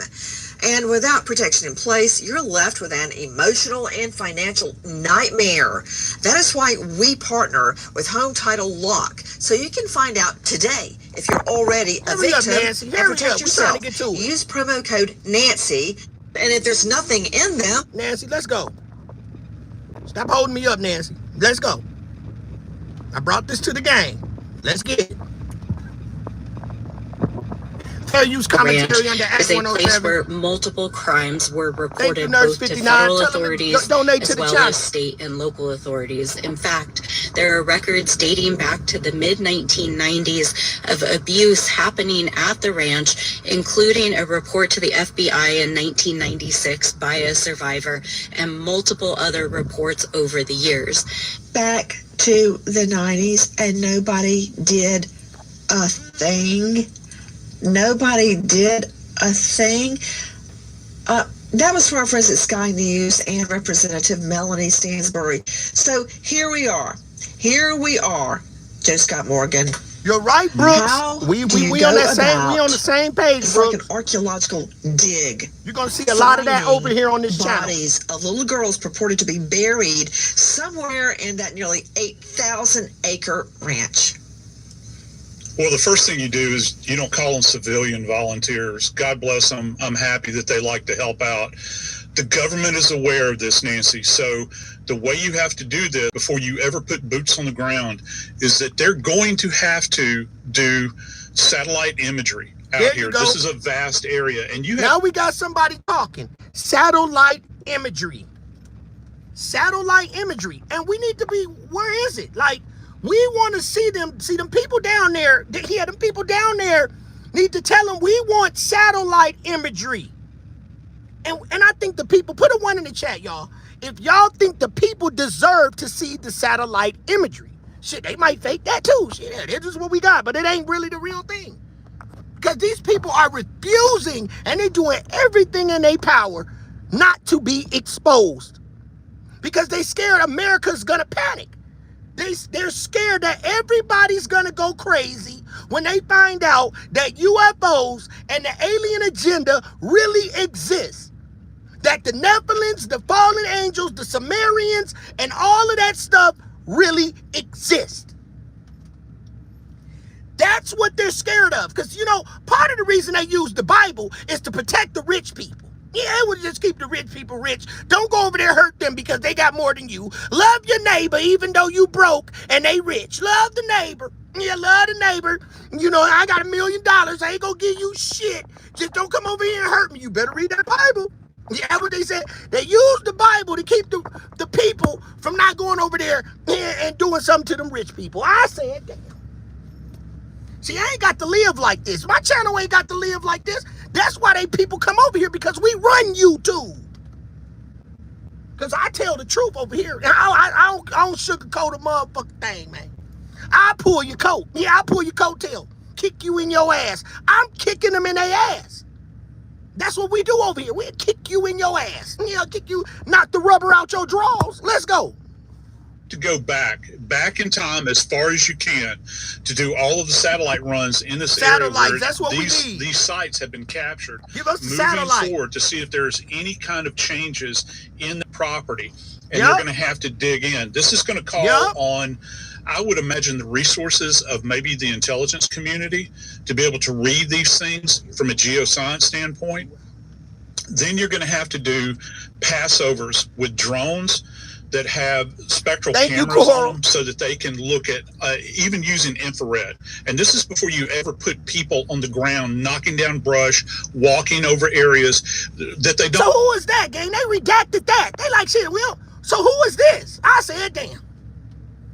AC Lightning, we kicking them in their ass. Yeah, we kick them in their ass, man. We got them holding Michael Jackson. I'm standing up here holding Michael Jackson. I said, damn. Band-Aid gang. Who is this, gang? Why they do all of that? What they're looking for.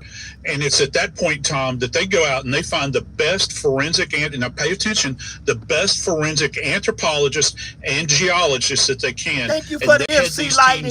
See lights, and they break them down into teams. I'm thinking probably crime scene investigators led by a forensic anthropologist and a geologist, and they break this thing into huge grid squares. And they work it, they work it, they work it. Listen, if there are bodies out there, and I believe that there's a high probability that there's more than two, I think that they've got all the time in the world furniture to facilitate this. Don't go in there half-cocked and screw evidence up.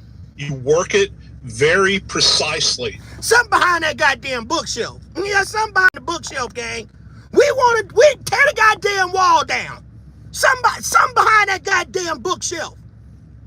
God damn it, I want to go in there and knock every goddamn book off that goddamn shelf, and the trap door gonna come open. I said that. Send me over there. Send me over there. I'm gonna knock every book. I watch Scooby-Doo. Yeah, I watch Scooby-Doo. When Scooby-Doo and them used to move that goddamn book, and that goddamn door used to open. Shitting me. Shitting me. Knock every motherfucking book off that goddamn counter. And watch the trap door open. I said, damn.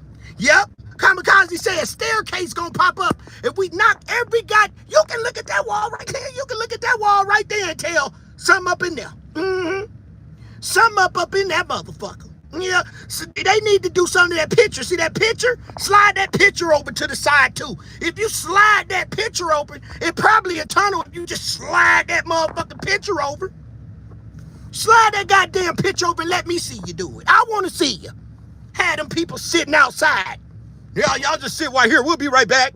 Just sit right here. We'll go handle it. No, send me up in there.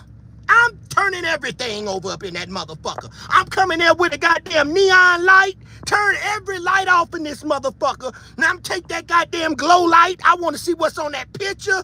It's probably a map on that motherfucking picture when you shine a black light on it. I want in. Stop playing with me.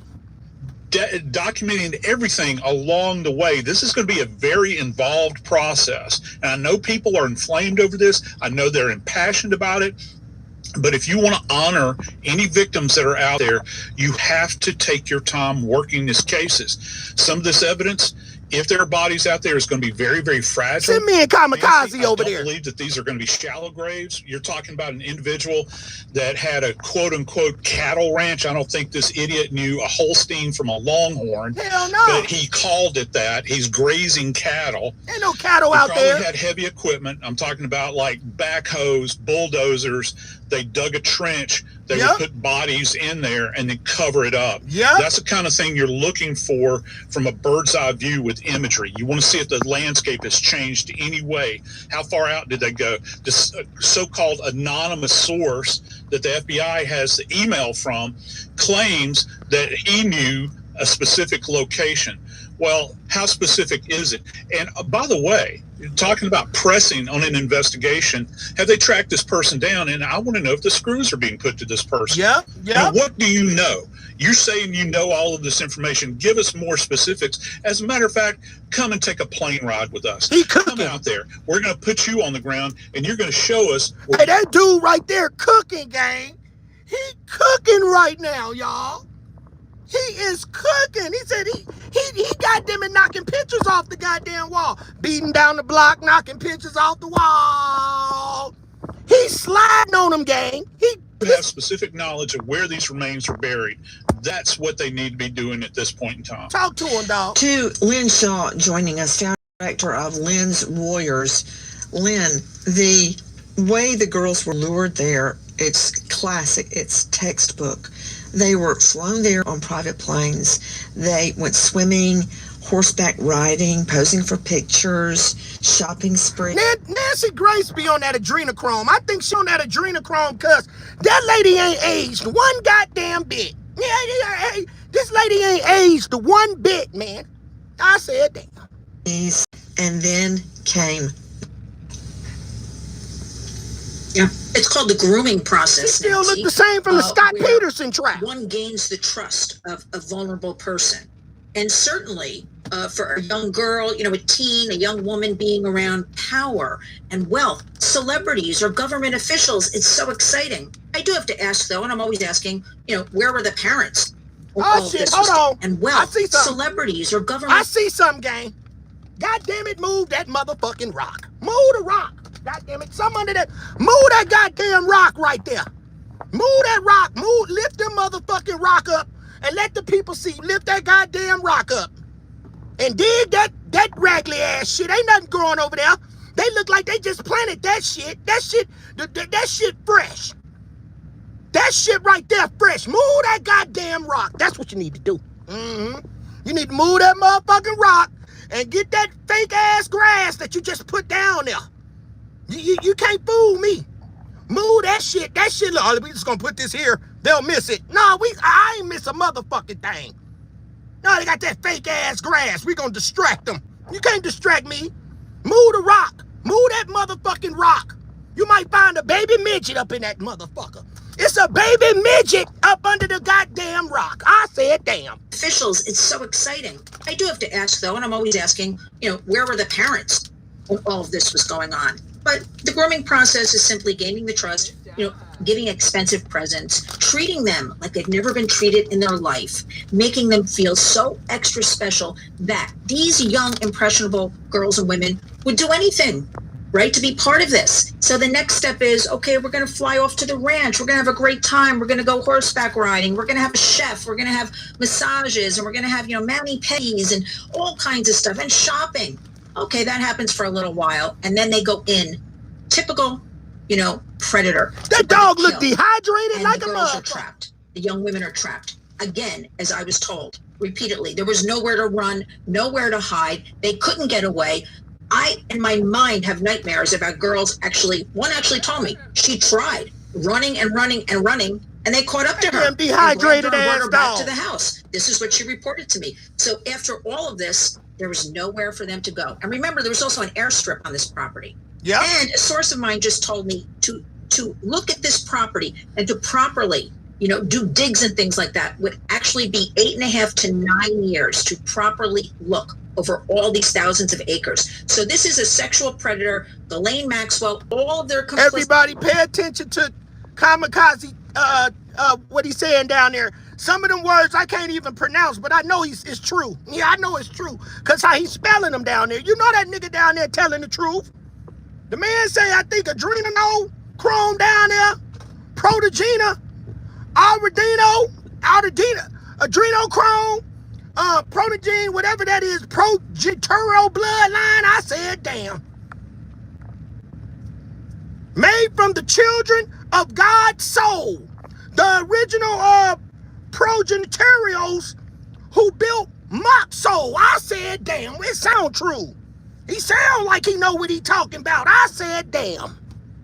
People with them, and I have to end with asking you, why do we have to keep begging for files to be released, names to be released? These victims have told us names over the years. Let's go and find them. Let's, charge them with something. Let's ask them to show us. Let's question people. I do not understand the holdup, but you know what? I fear we will never get to the bottom of this crime ever. Yep. Speaking of the victims at Zorro Ranch, she made a point that many people are just hearing about, and this is happening under our own noses on U.S. soil. Listen. And I suddenly realized I had to just. There go that same lady, y'all. Be nice and be there go that same lady, y'all. There she go. So you know she ain't lying. They keep going back get her. Go. That's the same lady we were just watching, y'all. That's the same lady we was just watching, y'all, and she still looked like she hurt. They didn't hurt that lady hard. She stressed out. Damn, man. I realized that I was in great danger, and he's assaulting you and the other women. Hey, gang. Please don't call her a tramp, Cal. They spamming out here. They already don't want me on YouTube, man. They didn't hack my phone. They done did all type of shit. My YouTube going off. Don't make it work, Cal. Please, gang, I respect to you. Don't do him all type of ways, nerd. Yeah, leave him in there. Yeah. They were laughing. Yeah, they saw and they just laughed. I was really, really petrified. And, it really changed me, the whole thing, going through this. It's cool. And I just didn't know what to do. And I just really thought that I was going to die. That is They said she felt like she was going to die. Victim speaking to our friends at Sky News. Dr. Bethany Marshall, it's classic. It's textbook luring. Look at this narcissist. Money was nothing to Epstein and Ghislaine Maxwell. Nothing. She stood by and watched this happen. She lured the girls there. She took part in the assaults. And now she's sitting. Double tap the screen, y'all. Running the jail. But this is classic. Nancy, it is classic. And to add to what Lynn Shaw said, which was so profound and riveting just to listen to her, pedophiles also, they lure other pedophiles too. So there was a whole group of people on this ranch who were in on it. It's like it was operating like a cult in a sense, where all the benefits flowed to the leader. But I think another thing that Jeffrey Epstein did to lure these girls is that he propped himself up as this kind of guru, and he started giving them advice about their future. That's a little bit like P. Diddy, right? I'll make you a star. I'm going to give you a singing contract. This guy, Epstein, was so good at getting money from other people, and he lorded it over these girls and made them feel like they would be rich and famous too. And by the time he began molesting them, Nancy, part of the grooming process is that they say he was the island boy daddy. He don't look like them island boys. Y'all know them island boys. Them island boys was on that Epstein island. Them little rapper boys and weirdo looking ass kids. Then he looked like that vampire that played in that old movie when we was young. It was a group of kids and shit. And at night, they turned into vampires and shit. He looked like the leader. I said, damn. For the victim, confusion sets in. These girls would have told themselves, well, I went here voluntarily. I enjoyed the mani-pedis and the movies and the cash. He might be goddamn, the Fonz daddy. He looked like the Fonz. I said, damn. He looked like the Fonz. That's the Fonz daddy. That might be the Fonz daddy. And I did tell him that I wanted him to be a part of my future. Maybe I caused this to happen. That is the confusion of the victim until the terror sets in and they try to get away.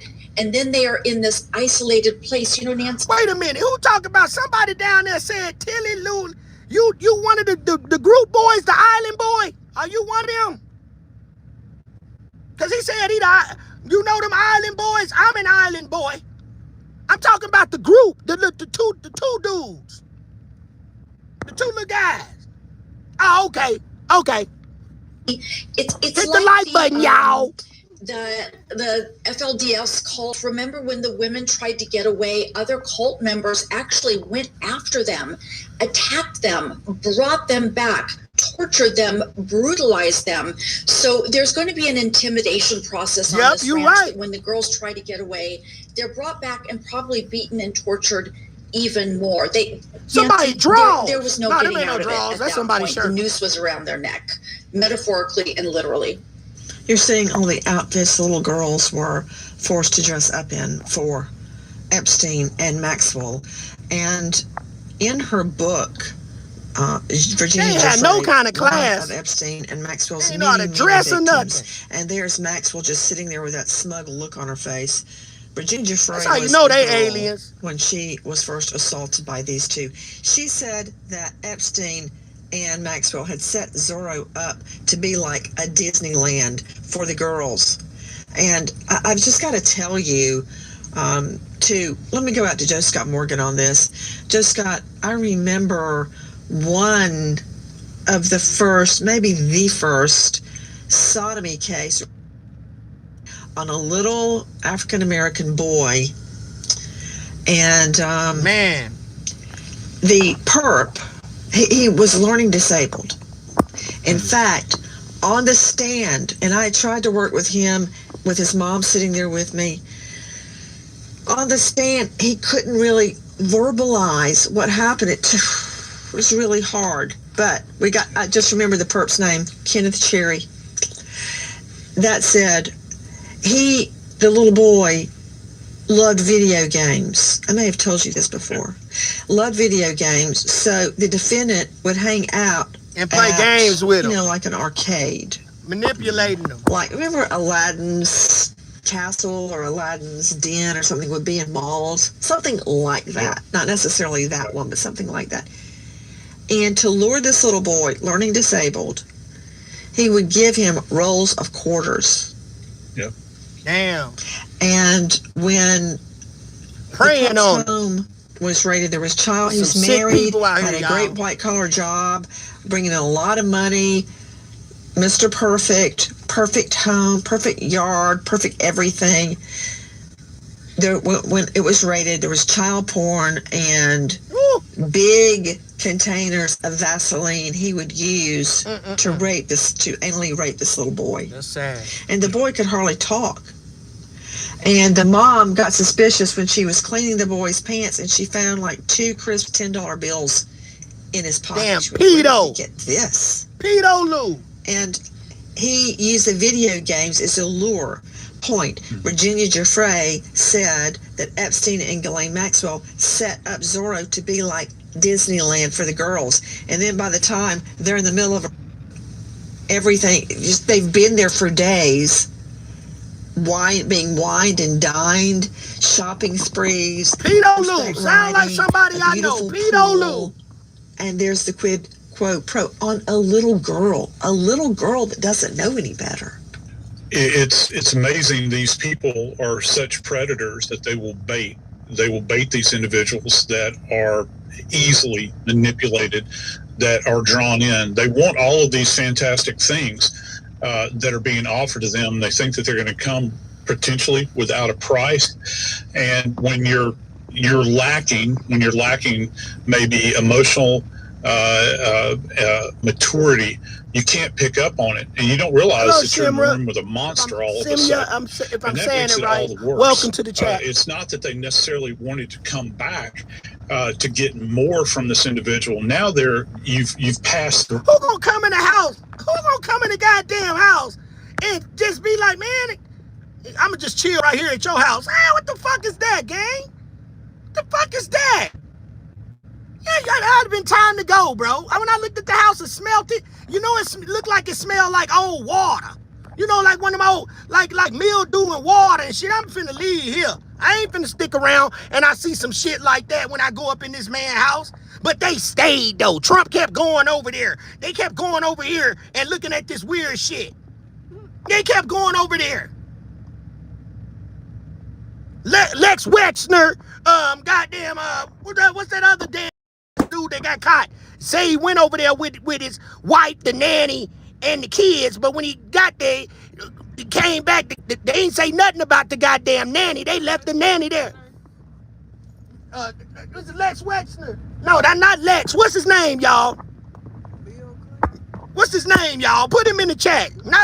Put his name in the chat. His name, God damn it, got a brain freeze.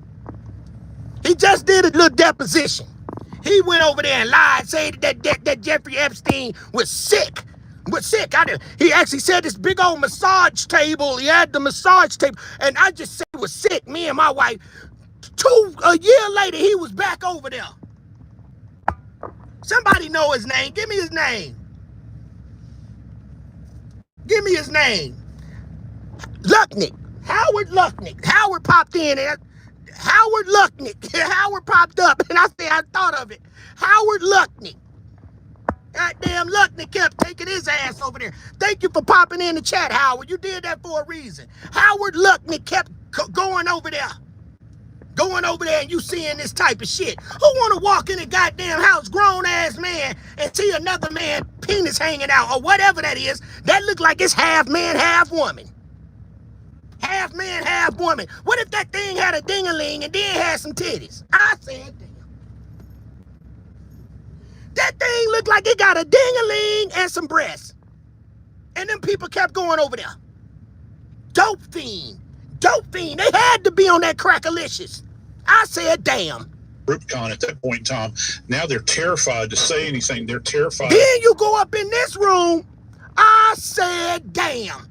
Then you go up Band-Aid gang, we doing them all type of ways today. I said that. You go in this room and you see a goddamn body that looked like a woman body. Yeah, I said damn. See, I don't miss a beat. You go in here, Band-Aid gang. We got 133 people in here. Get them likes up. You come in here, Nurse 59 and Howard, right? And you see this body, and it looked like a woman from the back. But when you look at the thing looking in the mirror, it looked like a goddamn man. I said, damn. This looked like a man in the mirror. I'm talking with the man in the mirror. I'm asking him to change his ways. No, that's when Michael Jackson goddamn went over there and made that song. I'm stomping with the man in the mirror. I'm asking him to change his ways. He went over there and that's where he made the song. He was singing the song for goddamn Epstein. When Michael Jackson was over there, Michael went in there and he saw this. And when Michael Jackson saw this, he started singing the song and asking him to change his ways. I said, damn.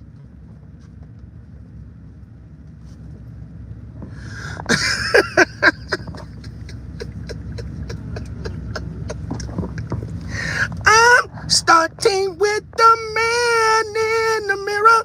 Oh, I'm asking him to change his ways. But no, not a man and a gentleman. If you want to make the world, see, he said if you want to make the world a better place, take a look at yourself and make a change. Because he knew when he looked at this picture when Michael walked in there, he needed Epstein to change his ways and to make the world a better place. Because when Michael walked in here and Michael seen this ass, he said, damn, look at the woman. Then he looked at the mirror and saw a man in the mirror. I said, damn. And that's when Michael Jackson came up with that song, Man in the Mirror. That's where Man in the Mirror came from, y'all. Man in the Mirror. This where the song Man in the Mirror came from, y'all. Right there. Michael Jackson wrote that song when he came over here just to chill with Epstein and seeing that. I said, damn. Let's go, Band-Aid. To say no to this individual. So they wind up giving in many times. And it's a horrible set of circumstances. And Nancy, when I think about it, a lot of these victims that we're hearing That's about what it looked like, some pill are bottles. in positions of vulnerability. I'm thinking about a lot of the victims that they've talked about that may have come from, say, other locations where English is not necessarily their first language. Just imagine that. You're being flown in on a private plane, perhaps. You're being brought to a location that's out in the middle of the desert. Now tell me that, Dan, you a bogus ass nigga, because you got all that money and bought that little girl them ugly ass pajamas. They sell them at Walmart, so he was doing them kids all type of ways. Cause you can tell that's a kid. Doing them children all type of ways. Do you not know where you are? You can't communicate effectively with anybody. I think that with Virginia's case, she actually stated that she was present on the island with two girls in a room during one of these horrible events, and English was not their first language. My question has always... Who made that goddamn food right there? Who made that? That shit look nasty than a motherfucker. What is that? Why is the thing that's sitting there white? Is that grits? Is that grits, gang? Look at And then they call themselves decorating it. What the fuck is that, gang? I will do you all type of ways. What did they get at, child? Them people got billions of dollars and gave this child. What the fuck is that? Can somebody tell me what the fuck is that? Somebody put it in the chat. Can anybody in America seen a meal like this? Flat grits. Is that mashed potatoes? How your goddamn mashed potatoes get flat like that? Why they ain't dug in? They just slid that motherfucker across the top. I said, damn. We doing them all type of way. That kid don't even want to eat that. That child don't want to even eat that, man. Did he slam the child forehead in the goddamn grits? Cause that little, did he slam the child forehead in the goddamn grits and said, take a motherfucking picture? Eat the cake, Lily Mae. Eat the cake, Lily Mae. Did he slam the child head in the damn plate? Cause that looked flat and that looked flat. He didn't slam that child head in that damn food and told her to put his arms by the side and take the goddamn picture, Lily Mae. Man, relative to this case, you bring these young women in, and say, for instance, are girls, and they can't speak English effectively. What happens to them? Do you put them back on a plane and you fly them back to wherever they're from? Do you just cut them loose on the street? Who is that, gang? Who is that, bro? What they had? Who got haircut like that, bro? What's that, bro? What's that, bro? What is that, bro? I'm done. What is that, bro? Who got a hairstyle like that, bro? Bro, what is that, gang? Band-Aid gang. Let's get the likes up, bro. I'm cooking today. What the fuck is that, gang? What kind of haircut is that, bro? That looked like the Three Stooges. Somebody said it. That's the goddamn Three Stooges. They never pay. The Beatles and the Three Stooges is in this motherfucker. Why you get a hairstyle like that, though? I said, damn. That Diamond Gang, I don't know if that motherfucker facing the other way or if that motherfucker facing the camera. I said, damn. I said, damn. That's a goddamn island full of motherfucking weirdos. This motherfucking hairstyle is not, that don't look real, gang. That don't look real. Is that the back of the front? And then this motherfucking edge right here. She got a curl that come under the inside. I said, damn. Oh, Lord have mercy, Jesus. They know they wrong. They know they wrong, gang. And that's where this really turns dark. Because you look at a place like Zorro that is so incredibly vast, Nancy.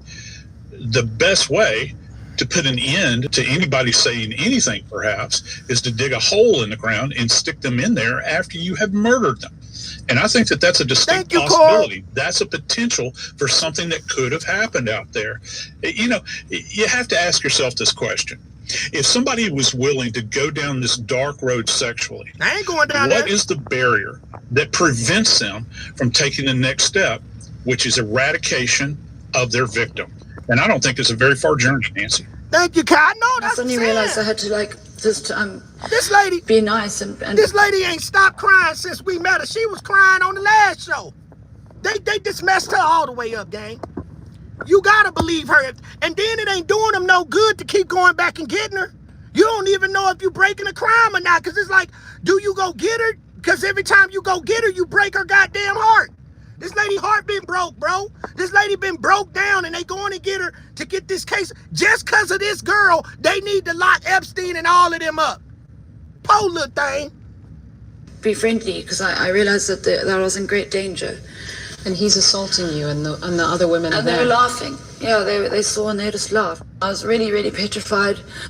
And, you know, it really changed me, the whole thing, you know, going through this. And I just didn't know what to do. And I just really thought. Now, I ain't seen no ears like she got, bro. Like her ears is tripping Taking me out. the next step, which is eradication her of ears, their victim. And I don't think it's a very far journey, Nancy. And I suddenly realized I had to, like, just be nice and be friendly, because I realized that I was in great danger. Her ears, And he's assaulting you, and the other women are there. Laughing. Yeah, they saw and they just laughed. I was really, really petrified. And, you know, it really changed me, the whole thing, you know, going through this. Her ears. And I just didn't know what to do. And I just really thought that I was going to die. From our friends at Sky News. I said, damn, and we kicking them in their ass. Oh, I think he just finna cut it off. I don't think that he can just keep on rocking like he rocking now. That nigga there, I don't even think he can keep on rocking like he rocking. You a motherfucking lie. You a whole motherfucking lie. Because what you did, you came over here disrespecting my chat. You came over here fucking around. You came over here. I'm gonna just go over there to his chat because you know what I'm saying? Nah, this ain't that. I do you all type of ways. I do you all type of ways. All goddamn type of ways tonight. God damn it. Hey everybody, this is Tom Beach Pete. And my video went viral. Some two random ladies filmed me while I was driving on I-95. Okay. And the next thing I know, I'm a viral sensation. Palm Beach Pete. Say no more.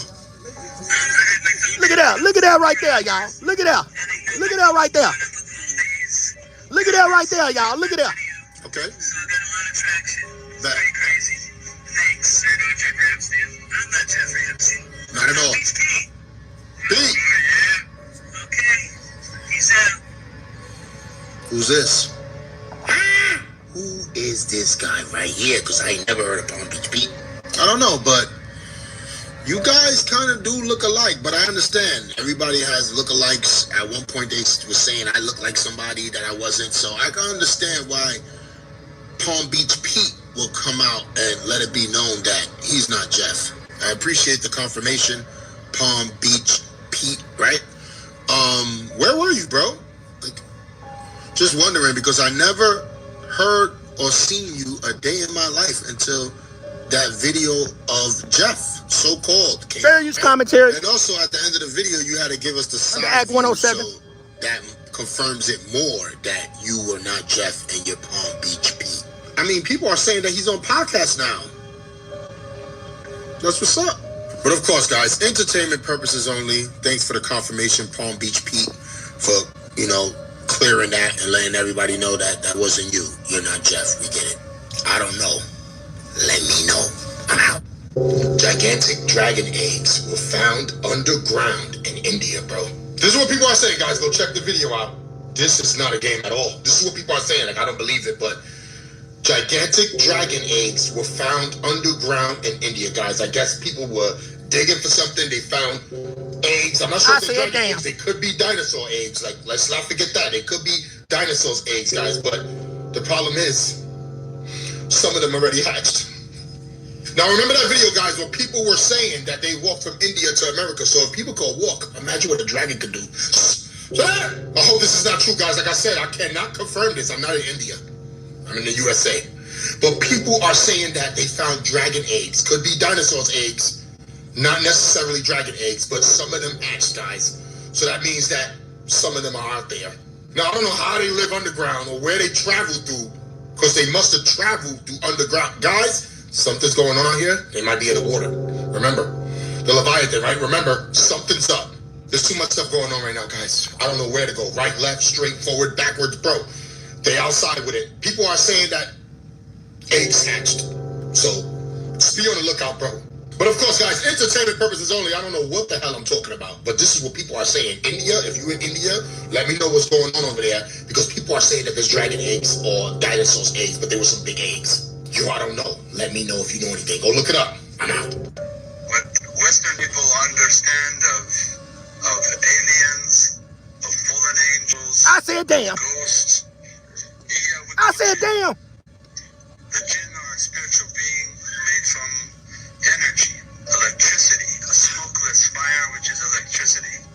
I don't know. They conceal themselves within different forms. Because they have power, but because they have no form, they're exposed to elements. They're exposed to everything that could put out their electricity. They call them jinns. Remember? Shut up! Listen.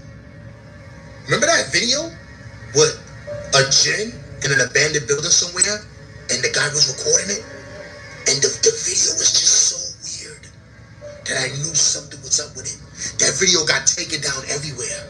Why is that? Shut up! I think it's on YT, guys. It was a jinn video. This video was wild, and I saved it. But I can't show you because they took it down already.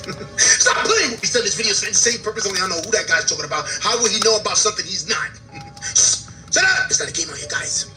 You see how you refer to the FAs and aliens as jinns? Interesting. Stop playing with me, son. It's not a game out here, guys. You know what it is. Shut up! But I'll tell you one thing. If I ever see a FA, jinn, whatever they are, aliens in my hood, not happening, doggy. Band-Aid gang. Let's get to it. We're going to get ready to close out, but I'm going to give y'all one more, gang. Let's do it. Let's keep this Epstein files. Let's make sure they stay on this Zorro Ranch like they post to, Band-Aid gang. How old were you when you got your first social media account? Some people are just now learning about lawsuits involving social media. Y'all know how we do over here. Let's go. Band-Aid gang.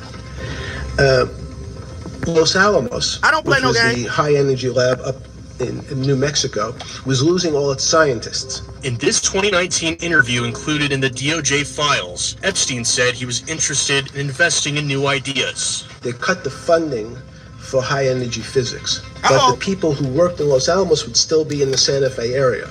And can you fund people who have new ideas? When the Tribune did this story in 1995, they interviewed Epstein. He said he was, quote, security conscious, and described himself as a hermit and as being afraid. At the time, he employed 2 full-time people to manage the ranch and made them all sign confidentiality agreements. The employees told the Tribune they were... And that's what they need to do, break that confidentiality agreement. Okay? And it's a lady that spoke of that. All that shit, all them NDAs, they need to go.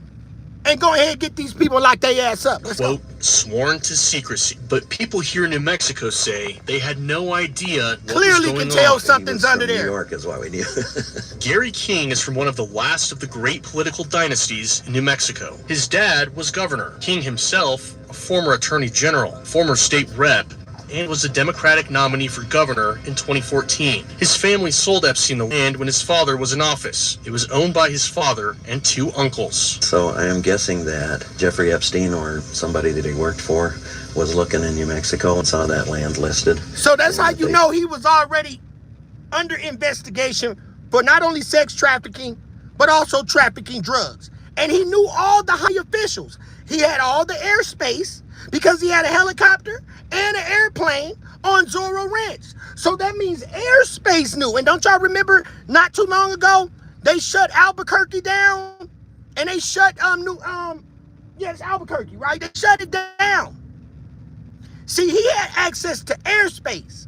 So, you know, so that means for him to fly his plane, they got to make sure other planes aren't in the way that, you see what I'm saying? So that means the government knew everything that Epstein had going on, gang. Because they gave him airspace. They gave them airspace, gang. Reached out to the King brothers to buy that land.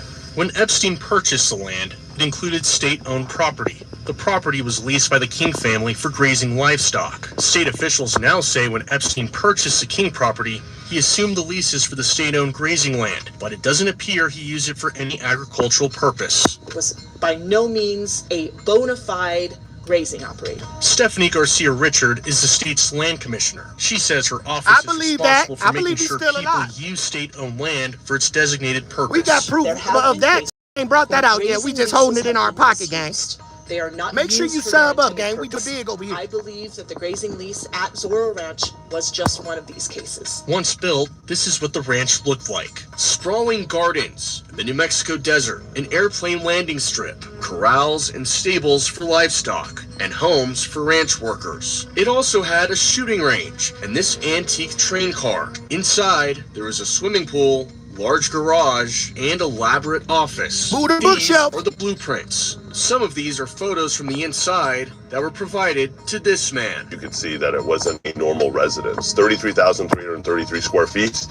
You would expect 15, 20 bedrooms, a palace. And it wasn't, the layout of that place wasn't that at all. Eddie Aragon. Look at that right there. Look at that right there. He started talking about Epstein nearly daily on his show shortly after the billionaire was arrested in 2019. I had been interested in the Jeffrey Epstein Zoro Ranch stuff way before, because a lot of people had called in, had sort of citizen informants, citizen journalists who had... You're right, truth be told. Today, Aragon believes the informants were actually people who worked at the ranch. They supplied him videos, photos, and pictures of the inside. I think it's something that should be disseminated everywhere so that people can actually get a background of what was taking place in terms of sort of the celebrations. Once Epstein's crimes were exposed, Garcia Richard took action. It was 2019 when she went to the property to do an inspection, and she was not allowed on it. There was, at that time, a large gate in front of the private residence with like a little speaker box. And so I let them know who I was, and kind of at first we got a little bit of a response as though we were going to be granted entrance. And then all of a sudden, kind of in the distance, we see a truck just drive off very rapidly, and the speaker box went dead. We didn't hear from anyone. We kept sort of trying to get someone's attention. So I was not actually admitted onto Zorro Ranch. The following day, she held a news conference announcing she was canceling. Clearly something is there. She has these souvenirs in her office. Did you take this down in 2019? It's in 2019. So this has been sitting here this whole time. So why did you choose to end the lease agreement in the first place? From the moment that we discovered that we had that lease, we did not want it to continue in any means. Garcia Richard is now wanting more action after learning about this email that was sent to Aragon back in 2019. We tracking. It looked very legitimate, and as you can see now, everyone feels it's legitimate. The email says, quote, "Did you know somewhere in the hills outside of Zorro Ranch, 2 foreign girls were buried on orders of Jeffrey and Madam Foreign girls. Both died by strangulation during rough fetish sex." It also wanted Aragon to give the sender 1 Bitcoin for videos. I immediately sent it over to the FBI. There was no response to the FBI, from the FBI. Aragon says he doesn't believe anyone ever looked into the email. To think that law enforcement or authorities wouldn't have done anything about it is really the disturbing part. That should disturb everybody. But just last month, the email came to light again when it was part of the millions of documents released by the Department of Justice as part of the Epstein So that mean they Transparency had Act. it. Because of that email, Garcia Richard asked Attorney General Raul Torres to investigate. Earlier this month, Torres conducted a search of the property with the new owner's permission. Do you believe that there are bodies buried out there on Zoro Ranch's property? I actually don't want to let myself Please say the right thing, lady. Potentially be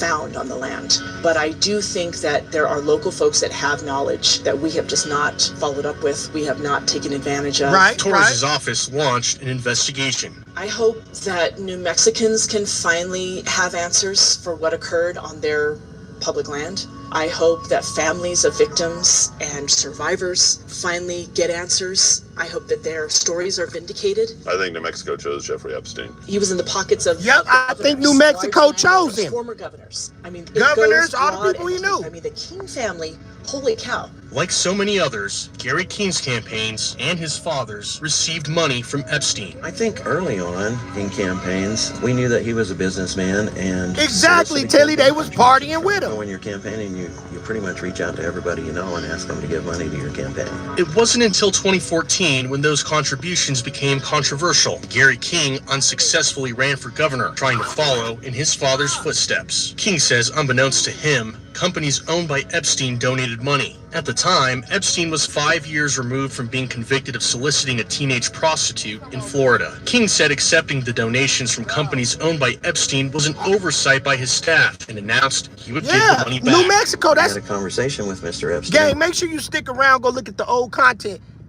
I found, if anybody in my chat, everybody know Diamond Gang in the chat.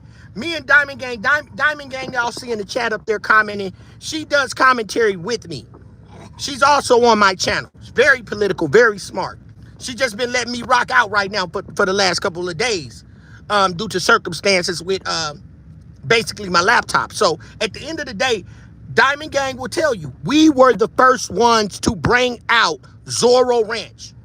I'm the first one that brought out Zorro Ranch. Right after we went live and I found Zorro Ranch and found Tom Ford. Tom Ford also lives out here. You know the man that makes the clothing line, Tom Ford? He lives right around the corner.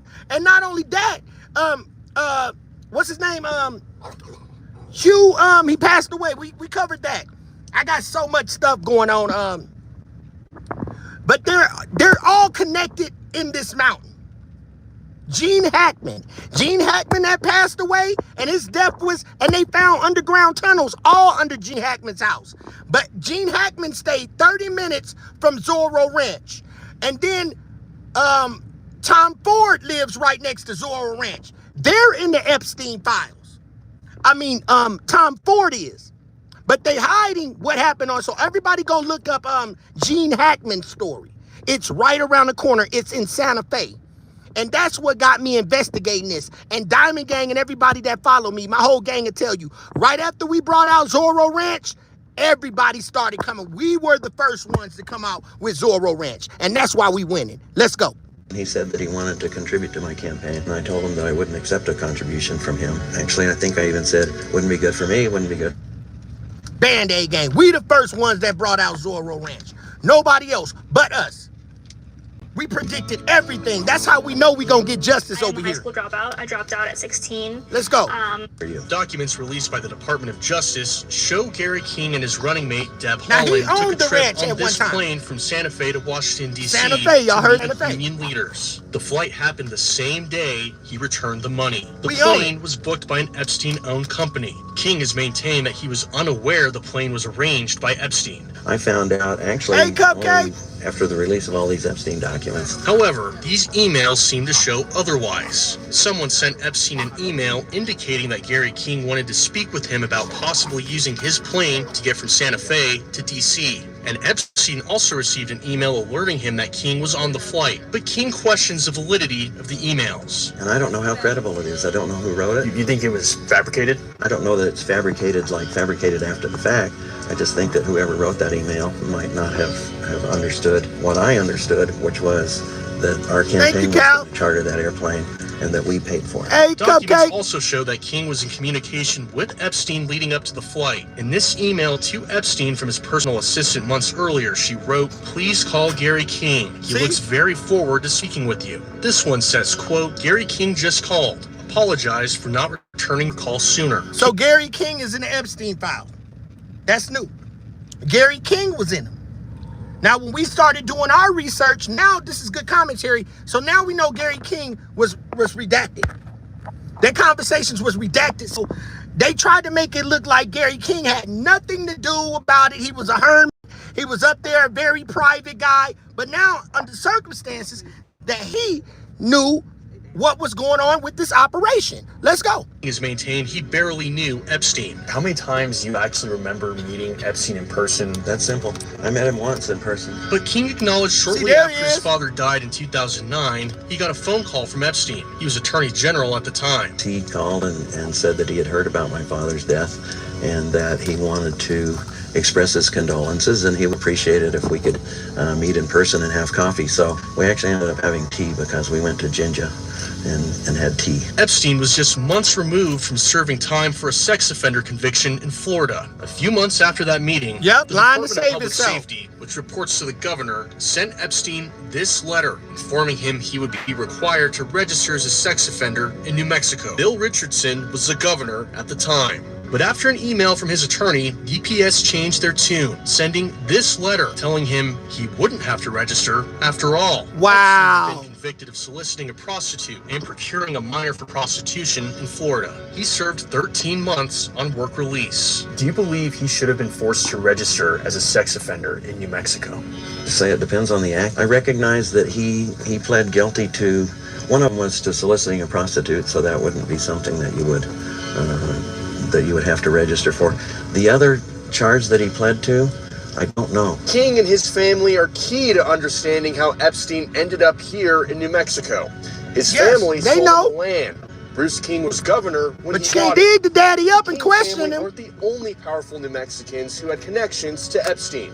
Court documents show the late Governor Bill Richardson had arranged 9 meetings with Epstein over the years, including some at Zorro Ranch. Richardson was accused by Epstein survivor Virginia Giuffre of being forced to give him a massage. Richardson, who died... So look, she gave him a massage, and you know she ended up unalived.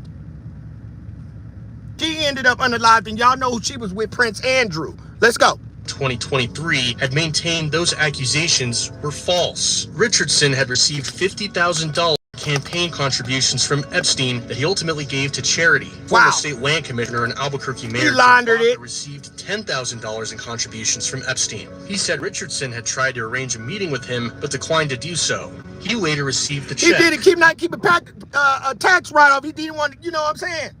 So he gave it away, wrote it off.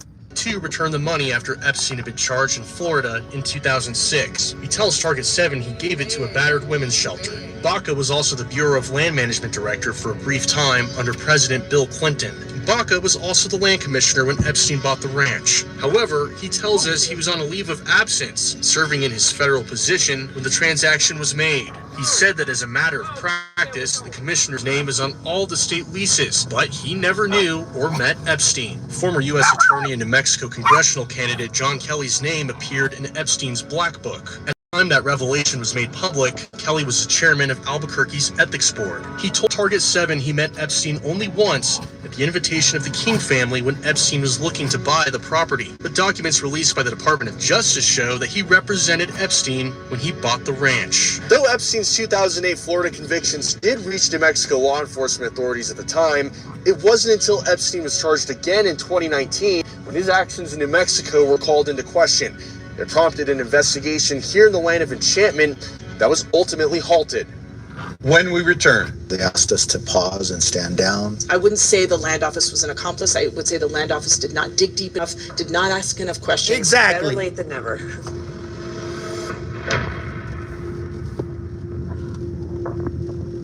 Doing them all type of ways. Told y'all. I told y'all. We on Zorro Ranch. Shortly after Epstein was charged for the second time, survivors called the New Mexico Attorney General. But an investigation into what occurred at Zoro Ranch was quickly halted. Here again is Jason McNabb.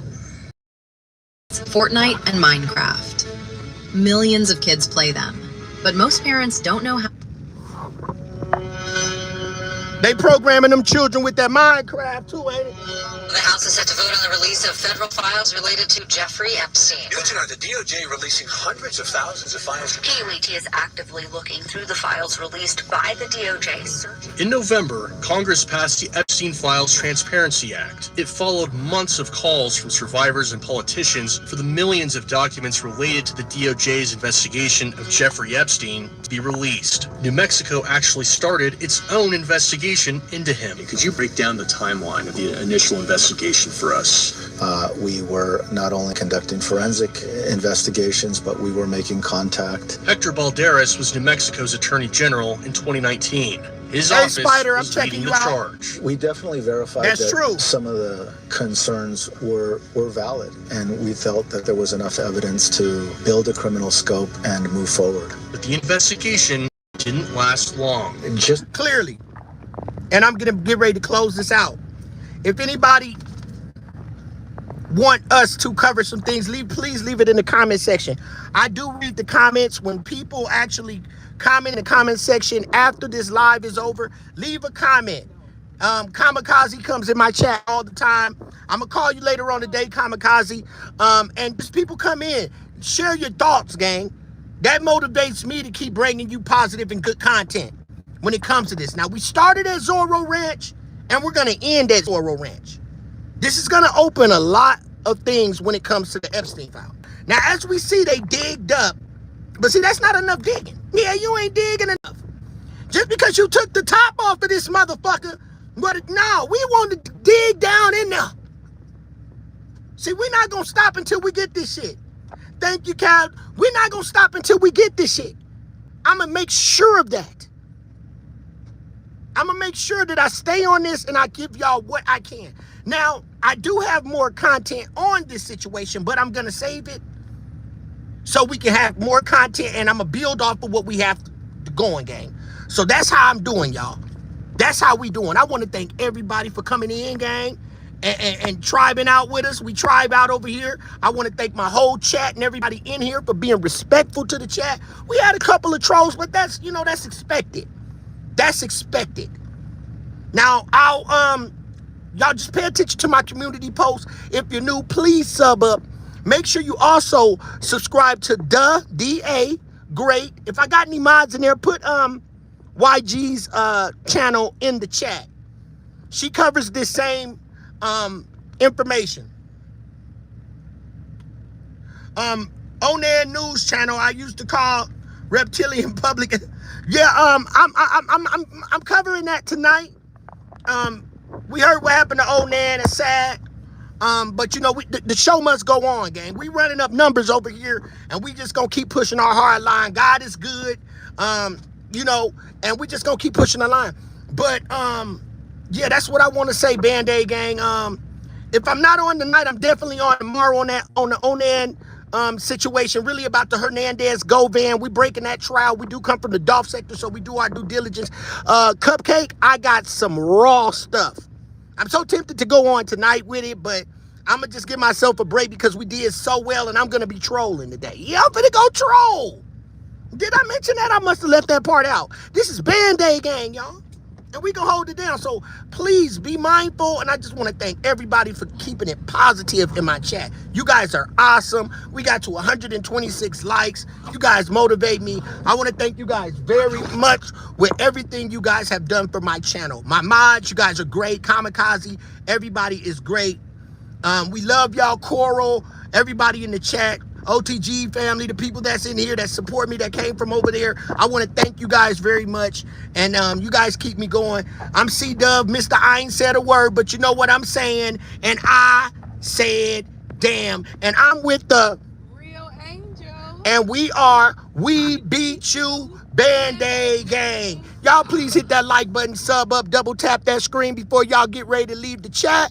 And we will see y'all quickly. Yeah, we will see you guys real quickly because we don't stay gone long. We might miss a day, but we be right back, Band-Aid gang. Double tap. Band-Aid gang. Take that goddamn plane that y'all see right there and go x-ray over that goddamn Zorro Ranch. Band-Aid gang, we beat you. Make sure everybody like, share, subscribe. Sub up, hit that notification bell, and pay attention to the community posts. Let's go. I say it damn.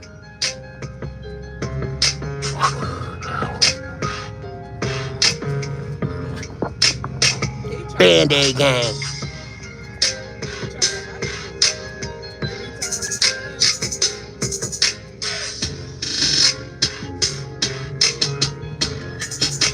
Thank you to all my mods, all my members. We love you. I know it get hard out here, but we going through the same thing together, and it's called life. Stay blessed, never stressed. Be glad you above the ground instead of under it. Band-Aid gang. We beat you. I'm out.